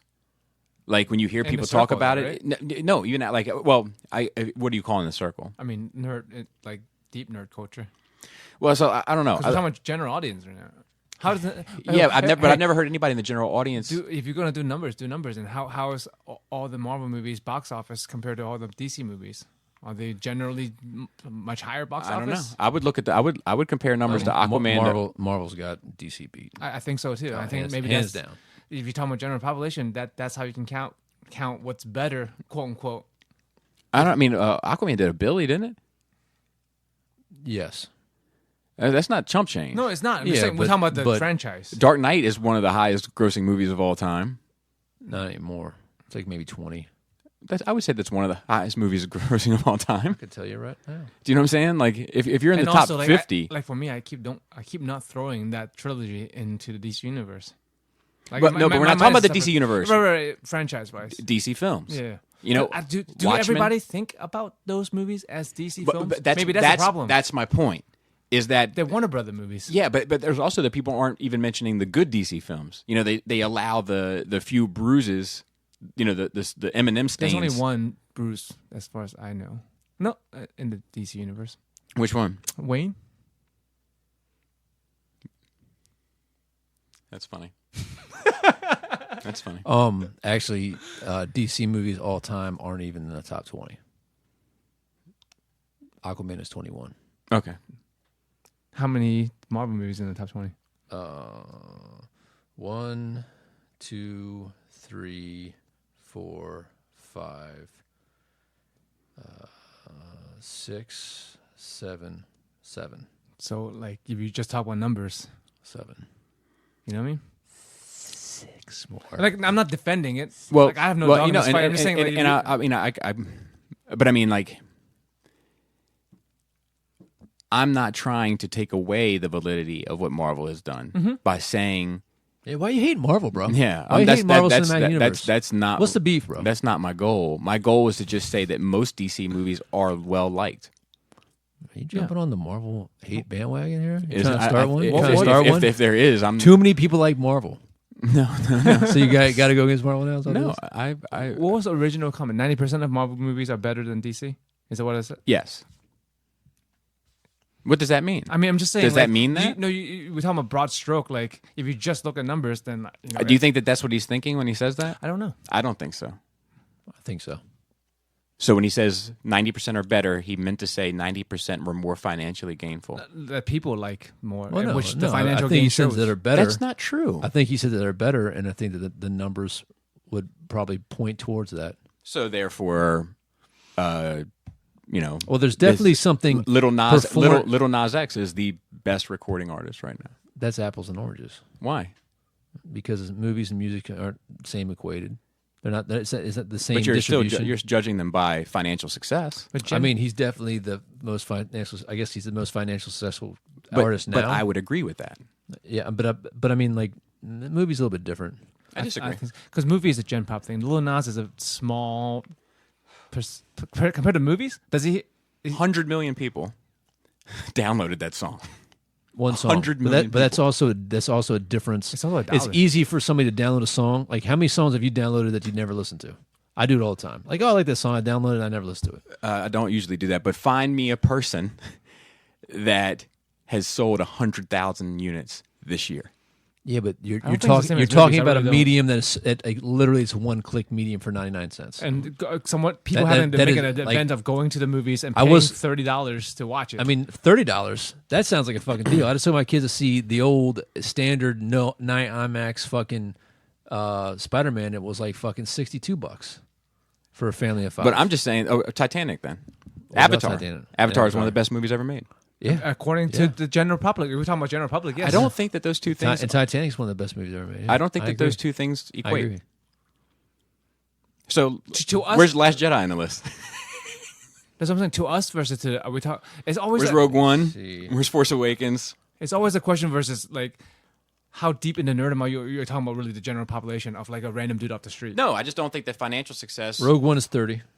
means that it's the best movie. I don't think that financial success equals quality. Where is Last Jedi? How much Last Jedi do? I can't remember. I don't know. I don't care. Where was Force Awakens? Force Awakens is up there for sure. Number 4. Nice. The Force Awakens is not the fourth best movie of all time. It's not. No, but it's generally well like, and it's better than other movies in most people's minds That's when what they it's watch it that much. I don't know, man. I don't know if that means that. It might not. Just but because like, it- just 'cause it- just 'cause Bobby, it- of course it doesn't mean that. 'cause it's Okay. also There's subjective. not a specific, logical correlation with, we're going to quantify best, this arbitrary subjective term best with the most financially successful. And we're not saying that, but obviously there's something that's resonating with people A lot that of they're people. willing to go spend $2.7 billion. But I'm to not watch arguing Endgame. that. But I mean, but he's not arguing either. He's just saying that No, he's saying that 90% of the films are better. I don't know if that is accurate, but I would say It's accurate for me, I think. I would say that. See, all right. So this is interesting. All right. This comes back to my theory that Marvel Cinematic Universe is a different category, and we can no longer use the term just film because it's basically it's a long form episodic entertainment. It's basically the podcast of movies, right? Like podcasts, you sit for these long term, long form conversations. It's not like to get your news from a podcast versus get your news from a 2-minute bit with 15 talking heads arguing at each other, trying to talk loudest. It's just different. They're both trying to give you information. They're both, audio type. There's audio involved, but they're not the same thing. Like if you look at what Marvel has done with 21 films now, is that where we're at? 22, 23? Like we're 20, losing how about we say 20 some? 20 some. We're losing count, and they've basically taken, especially with Endgame and Infinity War, they've basically taken 20 other movies and slowly built up a universe to have this giant epic film that can't exist without that framework that was established through all that character development. Like I saw a fucking awesome meme today, and it's a picture of Captain America saying, "You're not the guy to lay on your wire and sacrifice everybody else." And the next panel is Tony snapping his fingers, and then it says Tony below is like, everything special from you came from a bottle, and it's Cap holding the hammer, holding Mjolnir, and it's like, dude, that the feels and like what that's trying to say is like, no, he obviously laid himself on the ground for everybody, and there's obviously something more special to him that he's worthy than the serum that make him worthy. You know what I mean? And like, but that meme, as powerful it is, like it hit me, like fucking hit me hard. That took so much. It took billions of dollars, 10 years in fucking 11 years or whatever, to fucking build up to where that has some meaning, and nothing like that has existed in cinematic history. Nothing has. I mean, Star Wars. Don't get me wrong. I'm not taking anything away. Star Wars is epic, but we haven't seen that exist in Star Wars. Star Wars has given us 8 films over how many years of Star Wars? 77. Yeah, So I mean, it's just it hasn't been done before. But I mean, I'm not saying it has. But DC hasn't done it either. I'm not saying so. they When have. he uses the arbitrary term "better," it is better because the Marvel movies in totality have delivered a better entertainment, world building, character development, than DC has been able to do. And I would agree with that, but that's not the statement. The statement is that 90% of the films are better. I think it's because you can't untwine them. When you Like, think about I don't think that Ant-Man is better than 10% of the DC films. That's what I'm saying. I'm saying that the amount of Marvel films, and Marvel has done this great thing, and they have had this huge accomplishment, and they have told this well-done story woven through the fabric of 11-some years, 20-some movies. Agreed. Film by film, I do not think. But that's what I'm saying. You I can't. don't think you can't do But that. that's can't what count- that sentence says. Yeah, but you can't. But regardless of what he was trying to articulate or what he did, I think the spirit of what they're trying to say is that there's a synergy. There's a synergy that Marvel is. It is more. The weight is heavier than its individual parts are weighed together. I we agree. agree on that. Yeah. Okay. Because every Marvel movie comes out, you're not watching it by itself. Even though, even when Ant-Man comes out, you're not watching just Right, Ant-Man. but that's not what this. But I think that I'm not talking about what the spirit should of the ask the words guy. say. Yeah. I'm asking what the words say. If we take the words at their literal meaning, But I'm saying I don't believe that to be true. Yeah. I guess I just can't. Well, yeah, but at the same time, I don't think Wait, you can't- let me just clarify that. Do you believe that to be true? I believe that I believe it's impossible. I think his statement that 90% is it's almost a ridiculous statement because we can never quantify it because it's only subjective. Of right? course, of course. So- No, but I'm so- asking your subjective so- opinion. Do you so- believe that to be true? I mean, I don't know. I haven't put that much energy in to get my abacus out and start doing the math. But I will say that I will say that I don't think he literally means 90% that he got out. I think it's an arbitrary number. Yeah, like I think what people saying, like if I say, oh, I agree with that 1,000%. Of course, it's not 1,000%. Either way, do you think the overwhelming majority of Marvel films are better than the majority of DC films? Yes, I don't. I think so too. And I do especially if not. we're talking about the DC cinematic universe. And we're talking about film for film. If I But was, I cannot But that's do the, but film for film. That's you're wrong. you're missing the point, dude. Like no, I understand your point. Yeah. I'm asking you what you think about how I am I interpreting know. the literal words on the page. Is what I'm asking. But I'm you. saying it's impossible for me because I cannot do it. Okay, I you literally cannot do do it. That's your answer. Yeah, I cannot do it.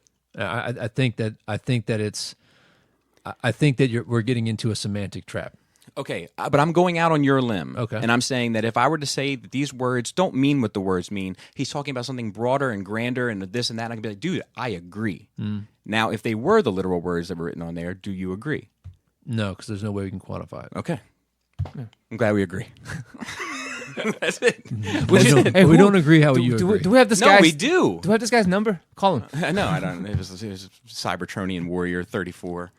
Robotic Warriors giving it all. No, that's all I'm saying is that I think that people talk that way, though. I think that people talk that way, and I think that it's one of those things where the lie becomes the truth. That's all how it always is. That's what I'm What we saying. believe is reality becomes reality. And I'm because even when I read it, I was like, yeah, that's probably true. And then I was like, but wait, is it? No, that's not true. Because I You know, honestly, it'd be interesting to go back and add the values of what we give it 1 out of 10 of each film. I And agree. and did the that's do the what ratio. that's what I'm and saying. Do the ratios. That's what I'm saying. That's what I'm saying. But but even that number, I guarantee you the 8.5 you gave Aquaman today might not be 8.5 tomorrow. You know what I mean? Or the 6.3 we gave Justice League might not be the 6.3. And how do we add BVS? Do we use the BVS or the uncut BVS? How does that is there a mulligan there for that one? Yeah, but I mean, if I'll tell you, a lot of these, I mean, it's the same for Marvel for me. Do you know what I mean? Like, it's the same for any movies. I mean, like, what if would he's- I give a movie a score now versus 5 years from now? And maybe he's talking about the totality of the cinematic experience. 90% of it is better. Like, I've not, And maybe he's not. Yeah, and I'm saying like, Somebody reply to his comment right now. Yeah. We need a it was in a live chat. yeah. Oh, god damn it! I do wonder. Do you enjoy like just the raw enjoyment of Marvel films more than DC films? No, Just the raw enjoyment. no. Really, I think I'm more critical of DC films. Yeah, I mean, I can see that. Oh, it's like Yeah. the Asian guy with the kung fu. Is Yeah. But like for me, there's only 3 Marvel movies I put in like most of the DC movies. There's only 3 Marvel movies I even put in that conversation that I even think are on that caliber. And we're just talking about DC Cinematic Universe, correct? No. We're talking he's about talking about DC Watchmen. films. Dark Knight. Yeah, Dark Knight. I don't see him in the same thing. 70 Superman. I'm talking about all that shit. Yeah. See, like, Because like, I don't even consider old Marvel movies. and I'll give Dark Knight, like, the Dark Knight in itself The trilogy, is yeah. No, he's Just saying a that movie. himself. The Dark Knight in itself is probably the single best comic book movie out there. I haven't I need to go back and watch it again. But when I add the Dark Knight Rises, where I'm lukewarm at, and and Batman Begins, which I was happy with when it came out because I felt like finally somebody's trying to do Batman right. But like in hindsight, being 2020, I wonder if like it's who you are that defines you. I wonder if that shit is super goofy now. Well, I mean, it's the same thing, right? Like it's like that's how something ages to you. Yeah. Do you know what I mean? Yeah. But that's the same for me for everything.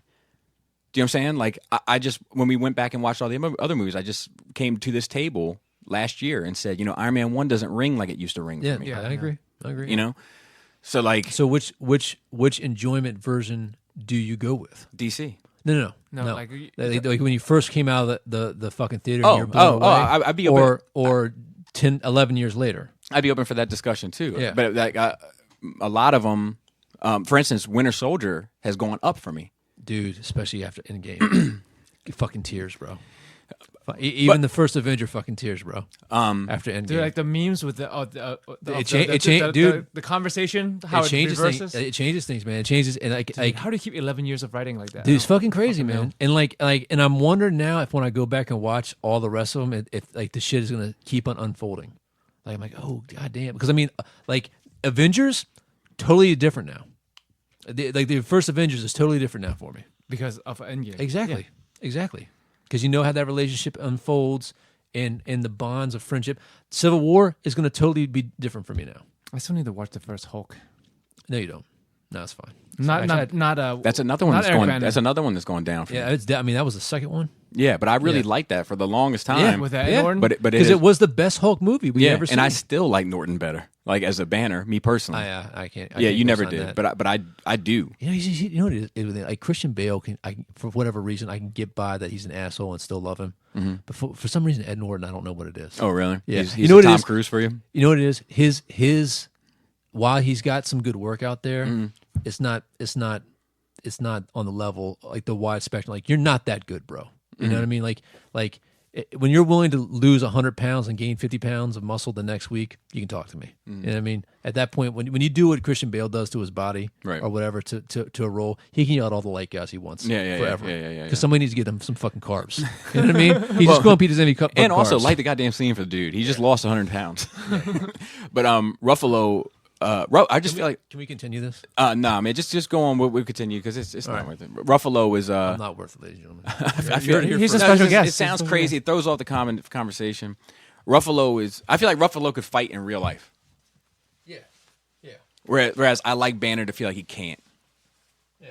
Okay. You know, I think that's what I like about Norton's Ruffalo was in Banner. Shutter Island, wasn't he? Was he? I think he was a. Ruffalo's he's got a good. No, he can act. He can act. I'm not saying he can't act. It's just a preference. A peace out. It's just a preference for a character. Yeah. See that real life baggage bringing into a movie is hard sometimes, man. Like Ed Norton. Yeah, Ed Norton yeah. or Ruffalo, like your No, I don't have perception any, of him. I don't have any baggage of him.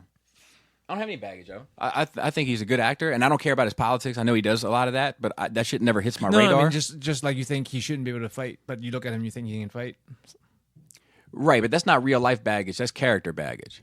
That's to me. It's important that Hulk represents the frail kid that could have instant power at the snap of a finger. Right. That's the beauty of the Hulk for me. And with him, I'm like, oh, he could probably throw down without the Hulk. You know, I feel like Ruffalo. If they were like, yeah, he used to be in a couple bar fights and stuff, I'd be like, yeah, I can see Ruffalo getting a couple bar fights. Whereas like Edward Norton, I'd be like, ooh, I hope he had a friend.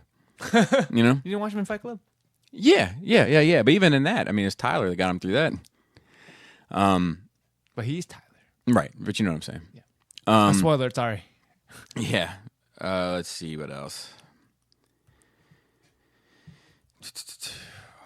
Are two better than one? Sideshow top 10 graphic novels. I wish he was here for this. I wish Adam was here for this. But they ranked their top 10. Who? Sideshow. The toy company? Yeah. 10, Akira. Oh, we got anime. Now all of a sudden it's validated, folks. Dude, Akira's crazy different than the movie. Yeah, I never read the comic. Really fucking long. I don't think. Yeah, no, I know it's long. I never read it. A buddy of mine had it when we were kids. It's crazy convoluted. 9 is The Walking Dead. Oh, which is finishing. Mm-hmm. Now I can go back and catch up. I would finish at like 100 after one of the big arcs. And I get that Walking Dead would earn its spot on the top 10. Like, you know, the book was beloved. It had a huge impact as a show. Like all that. Yeah, like the beginning was great. Yeah, I had a hard time reading it. I still have it. I think the first like omnibus of it, but just because the black and white and some of the characters look too similar, and I had a hard time keeping track of who was who, and they kill characters off in that thing left and right. So I had a hard time like staying connected. You know, I didn't know who was who. I didn't know who was dying and who was alive. Maybe just that thing with you, like with Afro Samurai earlier, like animation characters just look the same to you. You can't tell. Sometimes like I never had that problem. Sometimes I'm like green shirt guy. Green shirt guy's still rocking. Okay, I know who green shirt guy is. You know, like that's how a lot of times, like especially with like not tights and flights. You know, tights and flights is easy. Like you know, like, the costume. Yeah, it's a blue and red suit. I know who that is. 8 is 300. Nice. Yeah. 7, Hellboy: Seed of Destruction. I know Adam would have an opinion about that, but I haven't read any of it. Pinkerton would have an opinion about it as well. 6 is The Watchmen, which seems really low to me. Let's see what's top 5. Top 5. Justice League's Grant Morrison run, which I know is highly regarded. I should give it another go. I've read parts of it, and I wasn't overly happy with it. Well, you can't really judge it, too, I guess. Right. Now you really got to read it because it's fun. Yeah. But I don't know if you can think... Because Watchmen is fucking good. Right. And some stuff doesn't hold up. Like, for instance, number 4 is the Dark Phoenix saga. Which is great in theory. Yeah, but when I feel like... The art and everything is just... Because I used to love Extinction Agenda. But I went back and read that a couple years ago, and I was like, oh, this is a hard read. You know, all the thought bubbles, man. Like, I'm so glad they're out of here. I mean, it's just like we're talking about with movies just now, like looking back versus actually reliving it. Correct. But there is stuff that has stood the testament of time. Yeah, for sure. You know, and I think that, like, I don't want to get lost in the woods on this shit, but, like, I don't know how many, and we agree that the Marvel Cinematic Universe is something new, something different, it's a different type of beast, digested differently, blah, blah, blah. I'm with the shits. But I'm not sure how many of those movies have an impact individually.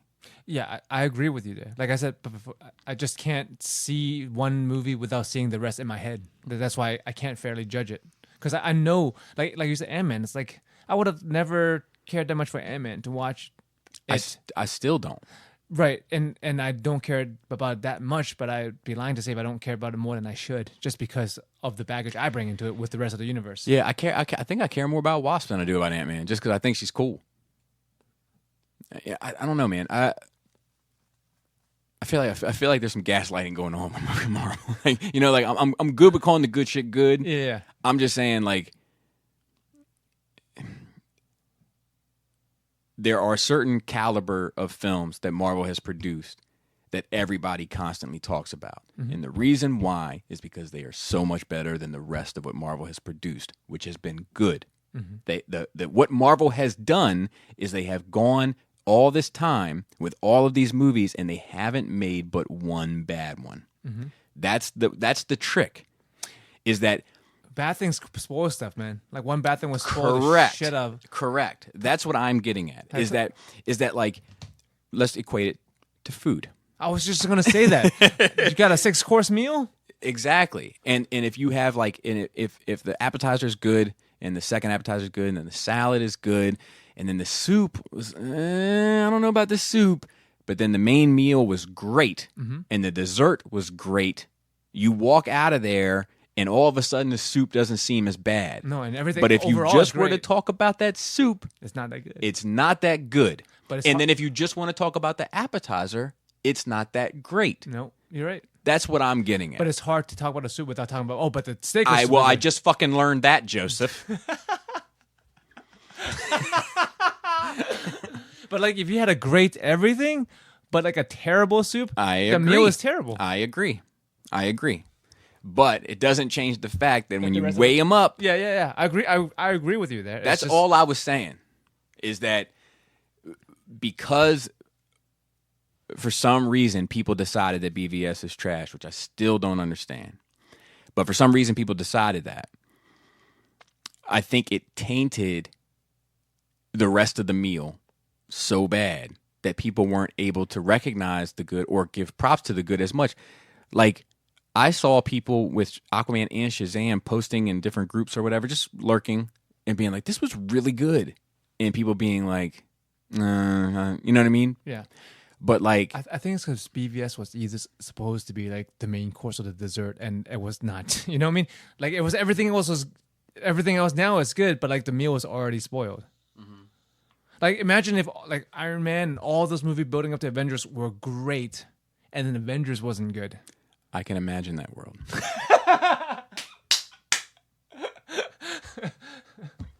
You live in a different world than the rest of us sometimes. I live in a different world than the rest of us most of the time. Yeah. Anyway, number 3, Arkham Asylum. I'm with that. That's an amazing book. 2, Spider-Man Blue. That's fantastic. I'm not sure if I'd put it above Watchmen or Arkham Asylum, but it's a great book. I mean, the whole Jeff Loeb, Tim Sale color books are great. Captain America White is great. Daredevil Yellow? Daredevil Yellow is great. Spider-Man Blue is great. There's a whole bunch of them. But they're all fantastic. They're just one of those pairs, man. It's like Jim Lee and Scott Williams. Like, they're just fucking good team. Butter and bread, you know? Like, it's just perfect. And then they have Batman Year One as number Batman's Year One is pretty fucking good. Yeah, it's good. And it holds up as far as I can remember. It's hard to say because I'm not reading it right now, but like, I'm thinking about it. Because it's a cop story.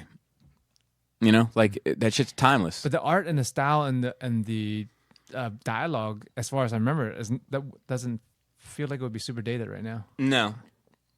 But it was kind of set in an alt future anyway. You know, like, not an alt future necessarily, but like an alt reality. Like, it had like, you know, it was Frank Miller. It had that like noir-ish kind of, this could be the 30s or it could have been yesterday. Yeah. You know what I mean? Like, Sin City does that shit too, you know? You're like, is this set in the 20s? And then you see a guy with a Uzi and you're like, nope. Let's see. Okay, so we got a whole bunch of questions this week. And I will try to make sure I don't miss any, but I probably will. Yeah, we just got 2. Like, yeah, I'm going to do those first. Esteban said, hey, everyone, hope you guys had a happy 4th and congratulations again on 200 plus episodes. After listening to 201, I was glad to hear Bobby enjoyed Into the Spider-Verse and the character of Miles Morales. Hopefully you guys have seen Far From Home, because I want to ask you guys about introducing Miles into the proper MCU. In Spider-Man Homecoming, we saw Donald Glover play Miles' uncle, the Prowler, and he mentions Miles when he says he has ice cream in the car for his nephew when Spider-Man webs him up. We know Miles exists, and there has been a time skip, so he may be Peter's age or a tad younger.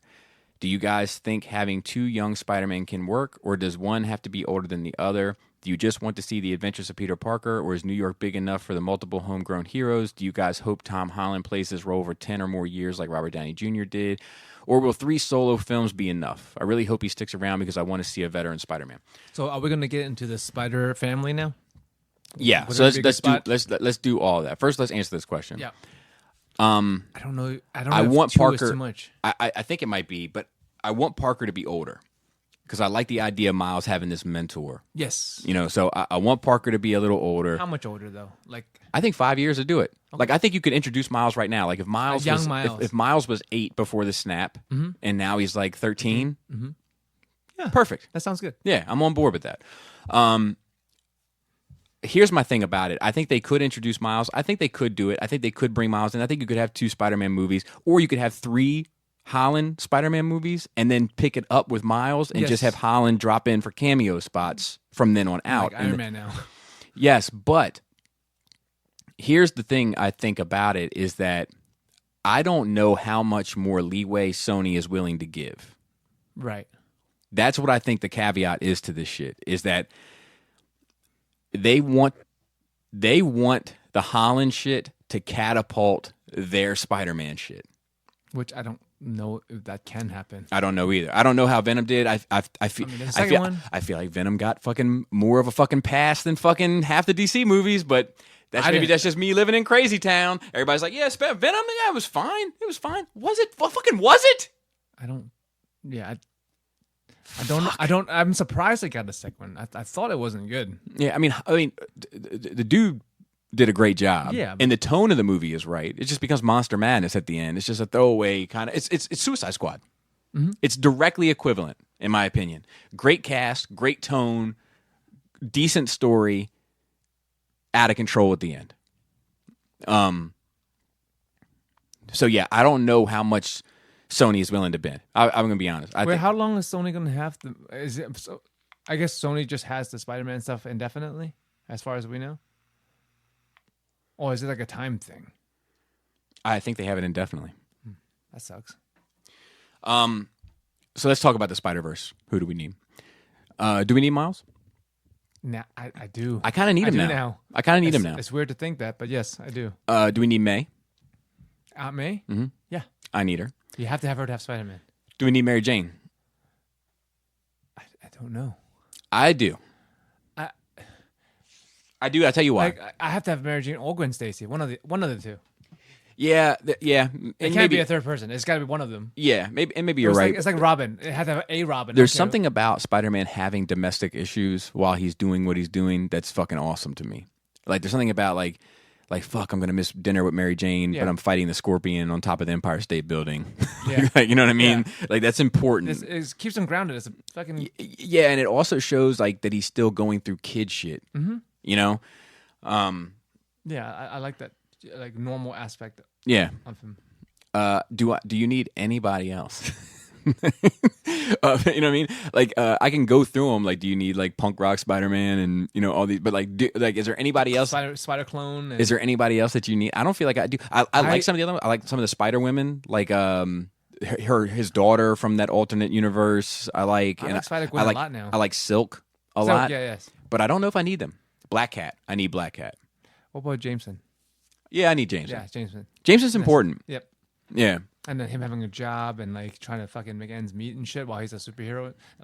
Yeah, I like all that. But I think that's a testament to how well some of those characters were tied into the psyche of Peter or the fabric of that world. Yes. You know, and I don't feel like you know, like Spider Clone or you know, Ben Reilly or Superior Spider-Man or any of that shit. Like, yeah. I don't know how well that is tied in. Where it's like it's a cool run. I think the Freak of the Week thing. Like, Correct. Here's throw some Correct. shit in and Very WB-ish. Venom. Yeah, definitely. Good Venom or bad Venom, or anti-hero Bad Venom. Bad Venom. 100% bad Venom. 100%. Carnage. I don't need him. Yeah, he's cool. I'll take him. He's cool, I'm glad to have him. I'm glad to have him, but I don't need him. Like, I only need him if Venom is a semi-good guy. Venom is invited to the party. If he wants to bring Carnage as a +1, he's welcome to. Because I don't need a bad guy Venom and bad guy Carnage. Correct. Like, if Venom is semi-good, then you need a Carnage to balance that shit out. Although there is, but even if Venom is good, I don't want him and Spider-Man teaming up to fight Carnage. Do you know what I mean? I want it to be you don't want the have to and like begrudgingly kind of thing because you have to. No, I want a 3-way fight. They're all fighting each other. Interesting. It'd be hard to do. Oh yeah. Like, I mean, even just story wise. Yeah, but they just throw CGI liquid at it. I saw this Venom movie. I know how they do it. I already got the answer. Some black tar. I already know how they do it. Let's see what else. We got a rapid fire, but I'll save that one. Yeah. We got a question on Patreon. Let me see here. All right. So, to be honest, the sound wasn't too bad. This is from Sky. He said, too bad. He said, to be honest, the sound wasn't too bad. Well, thank you, Sky. It makes me feel better. Yeah. I appreciate you sat through the whole thing. I felt terrible and I was embarrassed. Loved hearing you talk about your channel, Bobby. My E200 question got mixed together with another, so I'm going to re-ask it much more concisely. Are there any figures, statues that you regret not picking up when you had the chance? Maybe now they're far too hard to find, or the late tax is far too much to justify. Thanks, guys. Also, Bobby, have you gotten around to watching Iron-Blooded Orphans? So I watched an episode of Iron-Blooded Orphans. really? Yeah, like way back when. Oh, okay. When everybody was going through the Gundam phase. Not me. I'm Gundam Life. Yeah, I know. But when SCU was going through the Gundam phase, they were like, watch Iron-Blooded Orphans. And I watched it, and I was like, yeah, I mean, it's cool. I mean, they look cool. They still look cool. They always look cool. But Did you give it 3 episodes? No, I didn't. But just because I'm not crazy about I'm not crazy about the formula of the universe. If they were just like the people in the suits, because I find myself not connecting with the people and not connecting with the suits. Whereas I feel like if the suits had the personality, like if they were robot, if they were like Transformers, correct, then I could find myself easily connecting to it. They're supposed to be like this. How I see it, anyway. They're the silent partners. They're like. I need them to be active partners. No, instead of Vocal partners. Instead of putting on a costume, a character puts on a Gundam. Mm-hmm. Like that's the iconic look. Like Spider-Man looks like this, blue, red, whatever. When he puts that on, he's not Peter Parker anymore. He's Spider-Man. Right. So I see the Gundams in that way. Yeah. Like, yeah. I think I just have I couldn't connect with it. It's probably a cultural thing. You know, and then we watched War and Pocket. Yeah. The DX9 movie. And I had a hard time connecting with that as well. You like that one, okay? Yeah. It was fine. But I'm not like I'm in. You know. So with the long series, it takes more to buy into to like get enough of the world and character. I can believe that. But yeah. Then the first part of his question. You did an Adam. Yeah, I know. Why is that plug just hanging out like that, just to cause a buzz? I'll tell you what I can do is I can turn that down, and that should fix it. What if it just ruined everything now? So for me, there's one that pops instantly to mind. Okay. 2, the Darth Vader Mythos statue. Mythos. Mythos. Oh man, that's a long callback. Yeah, long callback. But you know, I think that shit was like $500 when it dropped, and it's like $1,000 now. Well, you weren't into the statue game before. Well, yeah, but I mean, retroactive. I wish I was. Yeah. You know. And then the other one would be that instantly pops to mind is the Darth Talon 1/6 statue. Oh yeah. And I was into 1/6 statues at that time, and I knew I wanted it. Why didn't you get it? It wasn't $100. It was a little, like, because most statues, 1/6 statues, were around $150 during that time, $100 to $150, and that shit was like $200 to $250. Yeah. I was like, too much. Oh man, because there were others that, like, not many, but there were. were. Sure, definitely. But I wrote it off, and I regret that a lot. But you know what's funny? I don't want the quarter scale Talon. Why? I don't think it's as good. Like, I prefer the 1/6 Talon. Okay, it's not necessarily the scale. No, not at all. Think it's as good of a figure. Yeah, she's like walking with a stride, you know, and it's just like a Sith Lord walking. It looks like a candid shot of her, like, you know what I mean? Like she's getting ready to go get a cup of coffee or something. Whereas like the 1/6 one, she's like, you know, like she has like a pose. Dynamic. And yeah. You like to doing something, ladies? Yeah, I do. Ayo. What about you?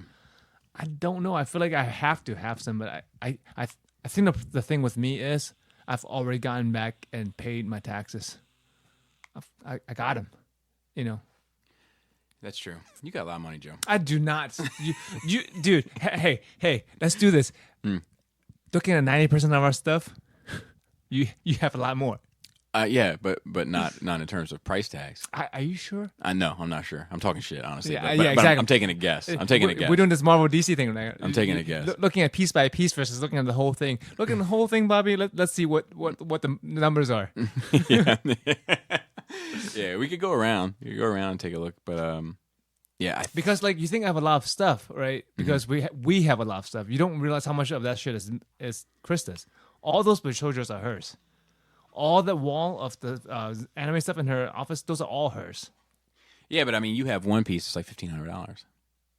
Right, but hers aren't cheap either. Those Bashojos. No, I know. Yeah. But they're like, the Bashojos aren't crazy expensive. I mean, they might be late 100, tax. 150. They're like $60. I feel like when they come out, most Look of at them.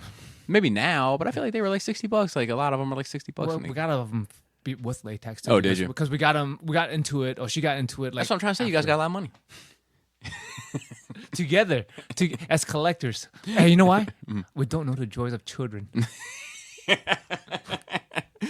I think that's it for questions. If I missed one, I'm sorry. Sorry. I said I was sorry. It's really hard to fucking keep track of them all because they all come in from. Oh, here's one. Dick moves from Kevin R. Hey guys, so do you think it's a dick move when someone posts a link in your sale post on Facebook for the same or similar item for cheaper, or sends you a PM of a link with the item cheaper? This is my biggest pet peeve with the Transformers forums. Sorry to rant. If and I am wrong, let me know. Keep up the good work. Whew. This is a weighted question to me. So I see why people do it. Correct. And if you're like gouging, like if you're like trying to take, like not necessarily you, I'm not speaking to you, Kevin, but if someone is like purposely trying to like cloud the system, you know, like let's say something is readily available at BBTS on clearance for, let's take the TFC Hades, right? Or not Hades. Was it Hades? Whatever the one, the Lyle Kaiser. They retailed at $100 a piece. And then they fucking clearanced out for like $40, and then everybody hit my PMs to make sure they were that bad. And I'm like, dude, to always take the clearance shit as your sign. Do you know what I'm saying? Yeah. If people wanted it, wouldn't be in clearance. Correct. So, let's take that set. If you were to post that, you were selling one of the figures for $150, and you know good and goddamn well that shit is worth $40. Mm-hmm. And somebody posts a link to the BBTS store at $40, my general thought is you should have done a little research and priced your shit fairly. Yeah. Now, do you think the person should have PM'd the OP? Be like, hey, I see that you posted this for $150. I don't know if you know, but they're going clearance right now. I think that's the tactful way to go about it. Mm-hmm. If you have a relationship with that person. Mm-hmm. But like, let's say you have an opposite relationship. Let's say it's this guy that's always trying to fucking, yeah. Then it's like, well, look, motherfucker, like, I understand you want to get every nickel. We all want every nickel. But, you know, I don't know. I think there's a fine line. Like, I think like if you're like, you know, if you're within a couple, you know, $10 to $20 or whatever, and somebody's like like, here it is for $5 cheaper. It's like, dude, no, that's undercutting. That's petty. Yeah. You know? But if you're like raising it well over and you know what you're doing, yeah, and somebody calls you out for doing what you're doing, well then that's society. Story. You know, so I think it's one of those, the circumstances dictate the actions, which is my general rule to life anyway. And like the intention, the intention matters. If someone is intending to undercut you to sell their shit, it's different versus someone saying, hey, the price should be this because that's fair. Yeah. And I also think that it's like when there's a difference between doing it selfishly and doing it selflessly. You know, like if somebody's charging $150 for that Hades piece, mm-hmm, and you're trying to sell yours, so you come in for $5 under, right in that same, that's dickhead shit. Yeah. But if you're selling it for $140 and somebody's like, look, man, you sure about this price? BBTS has it for $40. Yeah, that's different. Then that's different. Or, you know? or if I have it for $40, would that be okay? If you're selling for that much cheaper? That's a good question. Like this. Okay, let's say a figure is someone selling a figure for $150, mm-hmm, and eBay price, average price, yeah, this goes for about $150. But some dickhead like me is like, I'm just trying to get rid of my shit. I'll sell it for $40. I think you need to make your own post. I don't think you're wrong. You want what you want for it, right? Yeah. But I think it's fucked up to go on his post with that. But is it the same difference though? If you post it like it's the same but different. You know what I mean? Like you're directly competing and you're indirectly competing is kind of my thing, I guess. You know, if I had to make a judgment call on it. Yeah. My favorite way to sell toys, dude, Kevin, anybody listening, make a YouTube channel, be real popular. No. Start plugging yourself. I've rarely used that as a way to sell my stuff. I mean, if it's on your table, people know who you are. Well, no. I'm not saying you're using it. Yeah, I'm joking aside. So I've definitely used. I mean, to be fair, I've definitely used it to sell the art stuff. You know, because people just want to support the channel, and then I have this merchandise ready. But in order to sell toys, a lot of times I've sold them all over the place, and a lot of times I've sold them under my, you know, regular name that people don't know, right? You know, but I've done it on the toy shows. If you get in at like New Jersey Collectors Con is a great place because the tables are cheap as shit. Mm-hmm. You can get a table, you can sell your stuff, and then you don't have to worry about somebody changing their mind 10 days later and going to PayPal and all this shit. You know, like they give you cash, they walk away. Yeah, you know, and that's the end of it. And then you also notice that as you start selling stuff and your pockets start feeling away, then you're like, oh, I'll let this go for cheap. Because right now I'm making enough back where it'll cover the losses. It'll all equal out. So I definitely use your name to sell my shit. Back when I did sell stuff, like a few years back when I was getting rid of some Transformers stuff, I'm like, especially stuff you reviewed that was mine. I'm like, oh, mine is this one right here that you're looking at. Just look at this video. That's what you're buying. Right.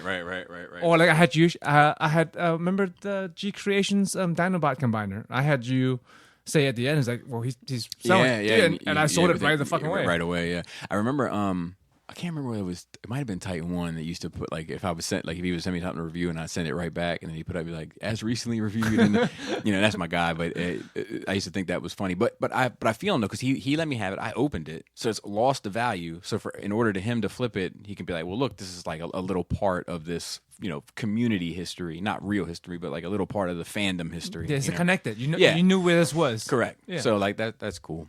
But. Yeah, I think it's a circumstance that I tend to think that for the most part, people know when they're being dicks. And that goes both ways. The person that's undercutting in the comments or the person that's posting originally. If you're posting a fair price, you're posting a fair sale, and somebody comes in with a unfair cut on it, the dickhead move there. Yeah. And vice versa. Yeah, you can justify it to yourself all you want, but you know when to decide what you're doing. Correct. Yeah. And then I think it's rapid fire time, but I'm just going to make triple sure. Yes. Okay. So, James G. He said, I got to say, I'm a little ashamed I only had 53 questions. That's probably why Adam quit, because he said he was done. Writer's block, what can you do? Also, love the Phil and Joe 201 episode. Oh, yeah, thank you. Thank you very much. I appreciate it. Well, also because the sound was terrible. Of course, the B team. B for Bobby, A for Adam. B Mikes. Here we go. TMNT stylizations, the movie or animated series? Animated series. I like that. Wait, which animated series? To me, I was thinking about the original. The original. And I was comparing the original with that. Like, I like that a lot. I like that a lot too. But like, it's classic. Classic is classic. Yeah. And also, they look different in like the pilot episodes than they do in the rest of the series. Yes. They do. Skateboard or scooter? Skateboard. However, I think a scooter is more fun. It's fun to ride when your friends aren't looking like the big girls. Cooler TF gimmick: Power Masters, Target Masters, or Headmasters? Headmasters. Lamer Skeletor lackey: Stinkor or Spikor? Spikor. I'm going with Spikor. Come on now, Stinkor. You're probably right, but I liked Stinkor better. He smelled. There was some horror story about somebody like that lost a Stinkor and ended up like off gassing like terribly. Oh my god! There's like I don't know if it's a legend or if it actually happened. But could be like, true. Yeah. One of those things before the internets, before the truth. Yeah, before the truth. But I like those days better when there was just fun magic in the world. Childhood scare fix: scary storybooks or Are You Afraid of the Dark? I read. What's the Del Toro movie that's coming out? I read that series. I think. Also, isn't that Are You Afraid of the Dark? I think so. I also read Goosebumps, but I wasn't scared of them. I think that might be the movie. Is it? Because Goosebumps was a R.L. Stein, also a TV show back in the 90s. Or maybe that was it. So I never read. I never read anything as a kid. So I read comics when I was in 5th grade. That's when I started reading. Yeah, it's Are You Afraid of the Dark? But like, I wanted to see what the books. There was one.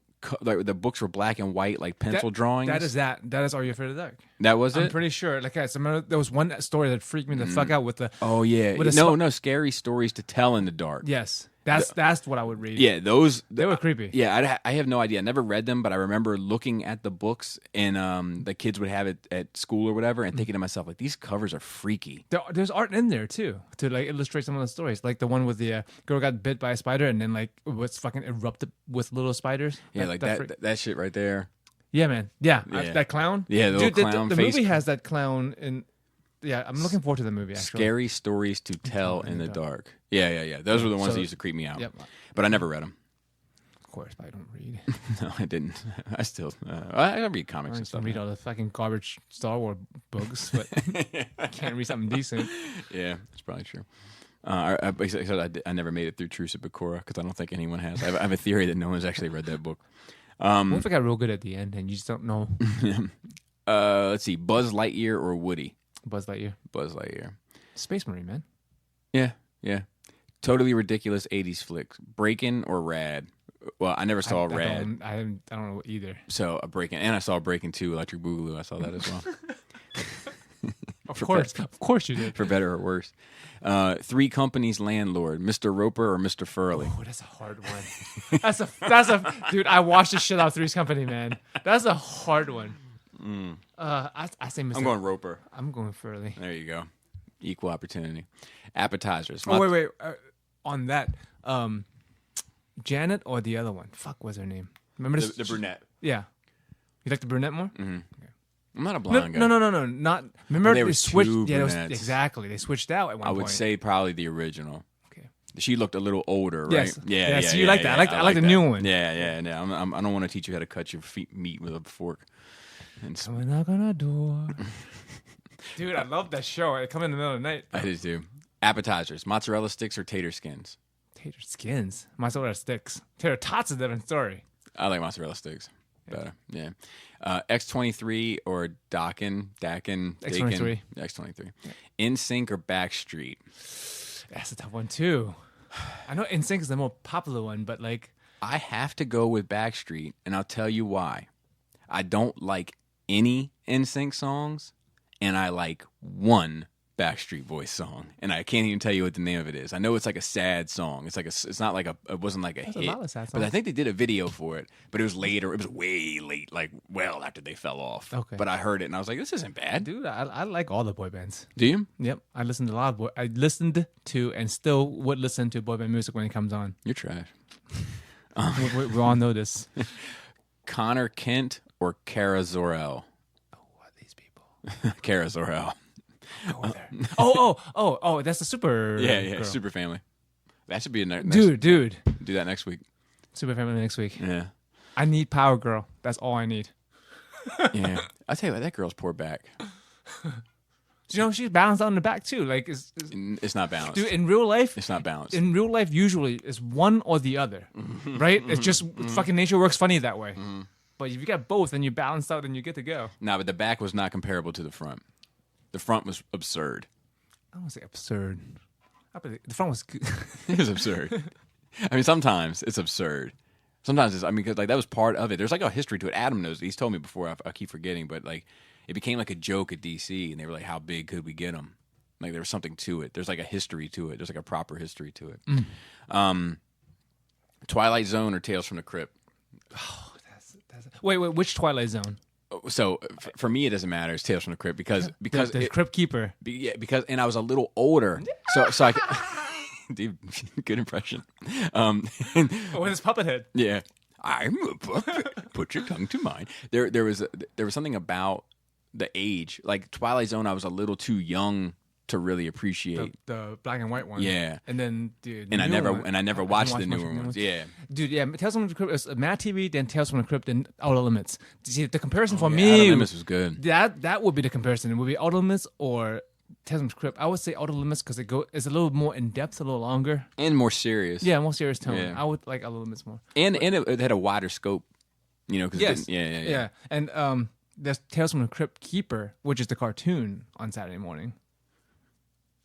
Oh yeah. I forgot all about that. Yep. Dude, the intro of Tales from the Crypt was great. I remember when it was new. I remember the first episode. And then they're going down the mansion with the music and then Dude.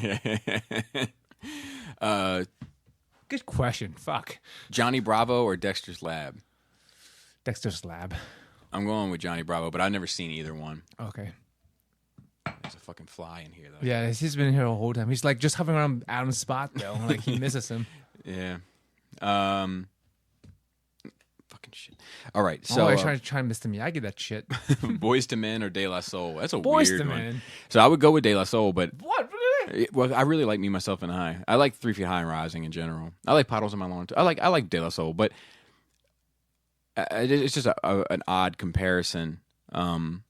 But What would the comparison be for you? De La Soul and Tribe Called Quest, Oh, okay. or Boys to Men and Belle Biv DeVoe, maybe. But yeah, it's just that's a.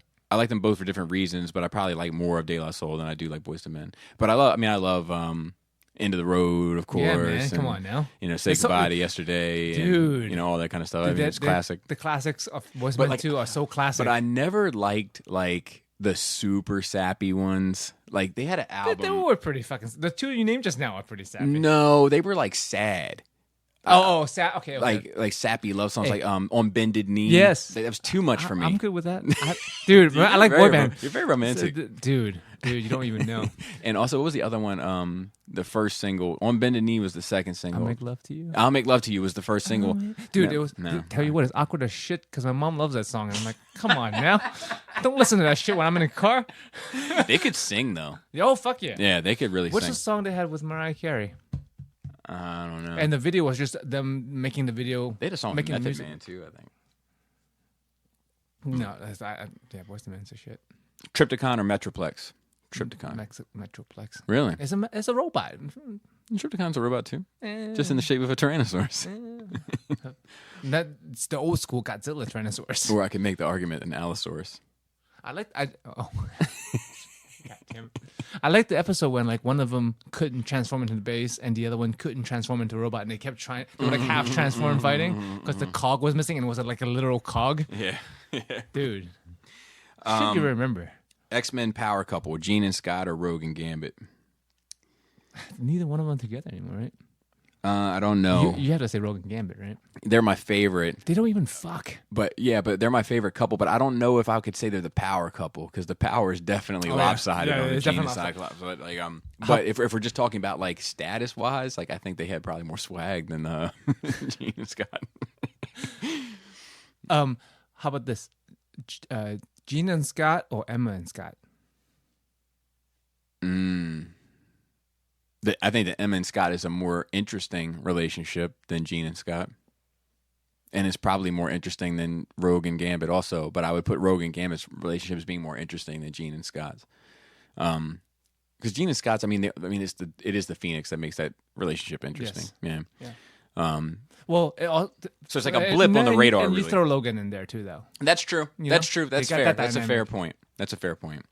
Hot pretzel dips, mustard or cheese? Cheese. But if we're talking just the hot pretzel, then I want the mustard. Like if it's just the soft pretzel, but if it's like the little nuggets. Oh yeah. You know what I mean? Yeah. Oh yeah. I know what you're talking about. That shit is. Rappers in horror films, Snoop Dogg and Bones or Ice-T and Leprechaun in the Hood. I'm going with Leprechaun in the Hood. Yeah, for sure. Just because it's the most absurd. Demolition Man happens. What food franchise becomes a 5-star restaurant in the future? Well, in the movie, Taco Bell is. Correct. For what would you pick? I know what Cody would pick. Chick-fil-A. Chick-fil-A might be it. Like, dude, if you can't go to another fast food, and I mean classic, like has a drive-through, because like I wouldn't put Chipotle in a fast. No. Okay, I don't think so. I wouldn't put Five Guys in fast food. No, not. Okay, good. So we're on the same page. Yep, we know what fast. Yep. If you can't go to another fast food restaurant that has a line like Chick-fil-A has a line around lunchtime. That shit has dual people taking your orders and still is backed out around the fucking street. But like consistency wise, I feel like there's always also a line around McDonald's. Not like Chick-fil-A, dude. Maybe I've not never like seen Chick-fil-A, anything but like it. consistently all the time you have to wait and drive through at breakfast, lunch, and dinner. I mean, time. I think McDonald's is a contender just based on its legacy, but like I think like variety of food too, though. Chicken. I'll put it like Chick-fil-A this. got chicken. I've never heard anybody say Chick-fil-A's food is bad. No, I have not. But people do, the fucking snobs especially, I don't eat fast food. Yeah, But they'll still eat fucking Chick-fil-A. Chick-fil-A, But yeah. they'll be like, I don't eat McDonald's. Fuck you. I just pissed off a bunch of people I know. Movie depiction of the devil. Constantine, Yes. Legend, or The Prophecy. Ooh, that's a good one too. I like Legend, but like that's not in the running for me. Yeah, see, that's the thing. Is Legend is my favorite of those three, but I don't consider him to be the devil. No, he's like a demon. Yeah. Sit or stand as you wish. Every wolf suffers fleas, my lady. Dude, I'm bringing my lady back. Yeah, so I'm gonna take Legend out of it, but he would be my favorite given those options. But the Constantine one I prefer. That's probably one of my favorite devils. I think I mean, It's not my favorite devil. right. But You- the let's prophecy have is the that same conversation. swag though. Like they kind of like in the same category All of right, devils. so let's do devil. So prophecy, Constantine. Viggo Mortensen, right? It was. Yeah. Yeah. Are they in your top 5 devils? Yeah. Al Pacino, Al Robert De Pacino- Niro. What did Robert De Niro do? It was called like Bloodstone or some shit, like some shit from the know. 80s. It was good. It was good, but he was good in I it. like Devil's Advocate a lot. Yeah, I see. I'm a A fan Keanu movie. of man. Keanu movie, bro. Who's your favorite devil? Period. That's hard on the spot. I know what mine is. Easy. Whatever that thing is from Passion of the Christ. Oh yeah, you love that thing. You fucking. I mean, that's a Thing's fucking good one. creepy, Mac. That thing is fucking good.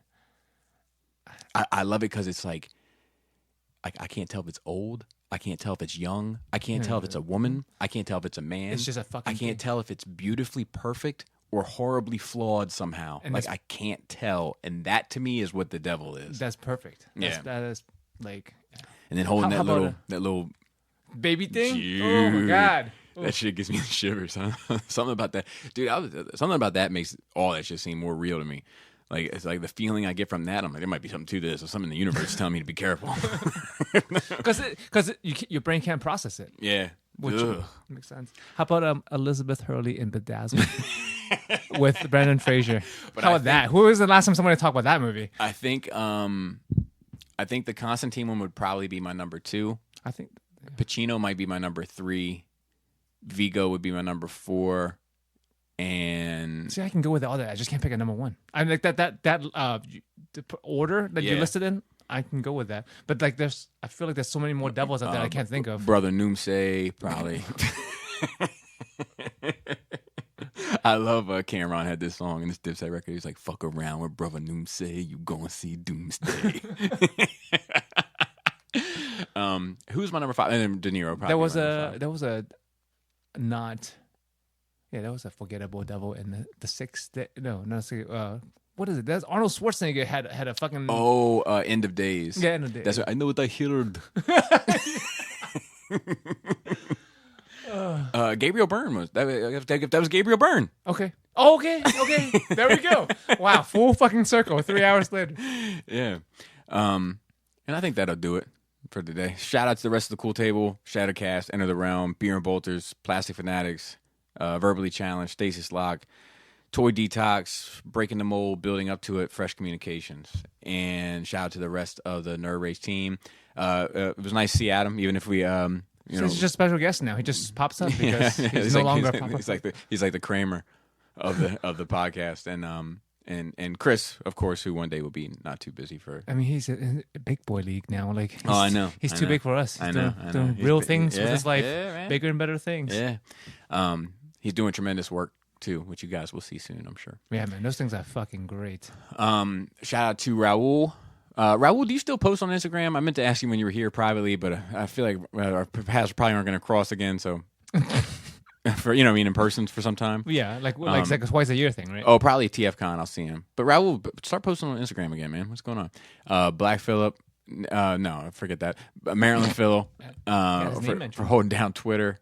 And Dante the Destroyer for our Facebook, and of course Mr. Manny and our co-host on Force Sensitive, which we got a 3rd episode in.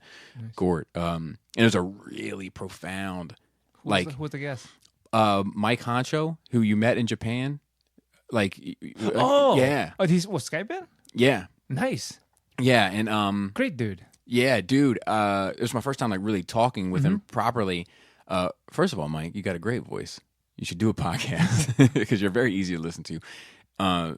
Secondly, had some really insightful things to say that took me like fuck, like I never thought about that. Like I never, it was a great conversation. It was so that's out on Patreon now, and it will be up on the regular Nerd Rage channel, I think, this coming Sunday, I believe. So yeah, and our list for the Force Sensitive is getting longer and longer, and I don't think we're recording for like 2 more weeks. So who knows how that? Because he's going to TFCon this weekend, and then I can't do it the following Friday. So yeah. Other than that, And with that, Flappy Labius. tight dick player.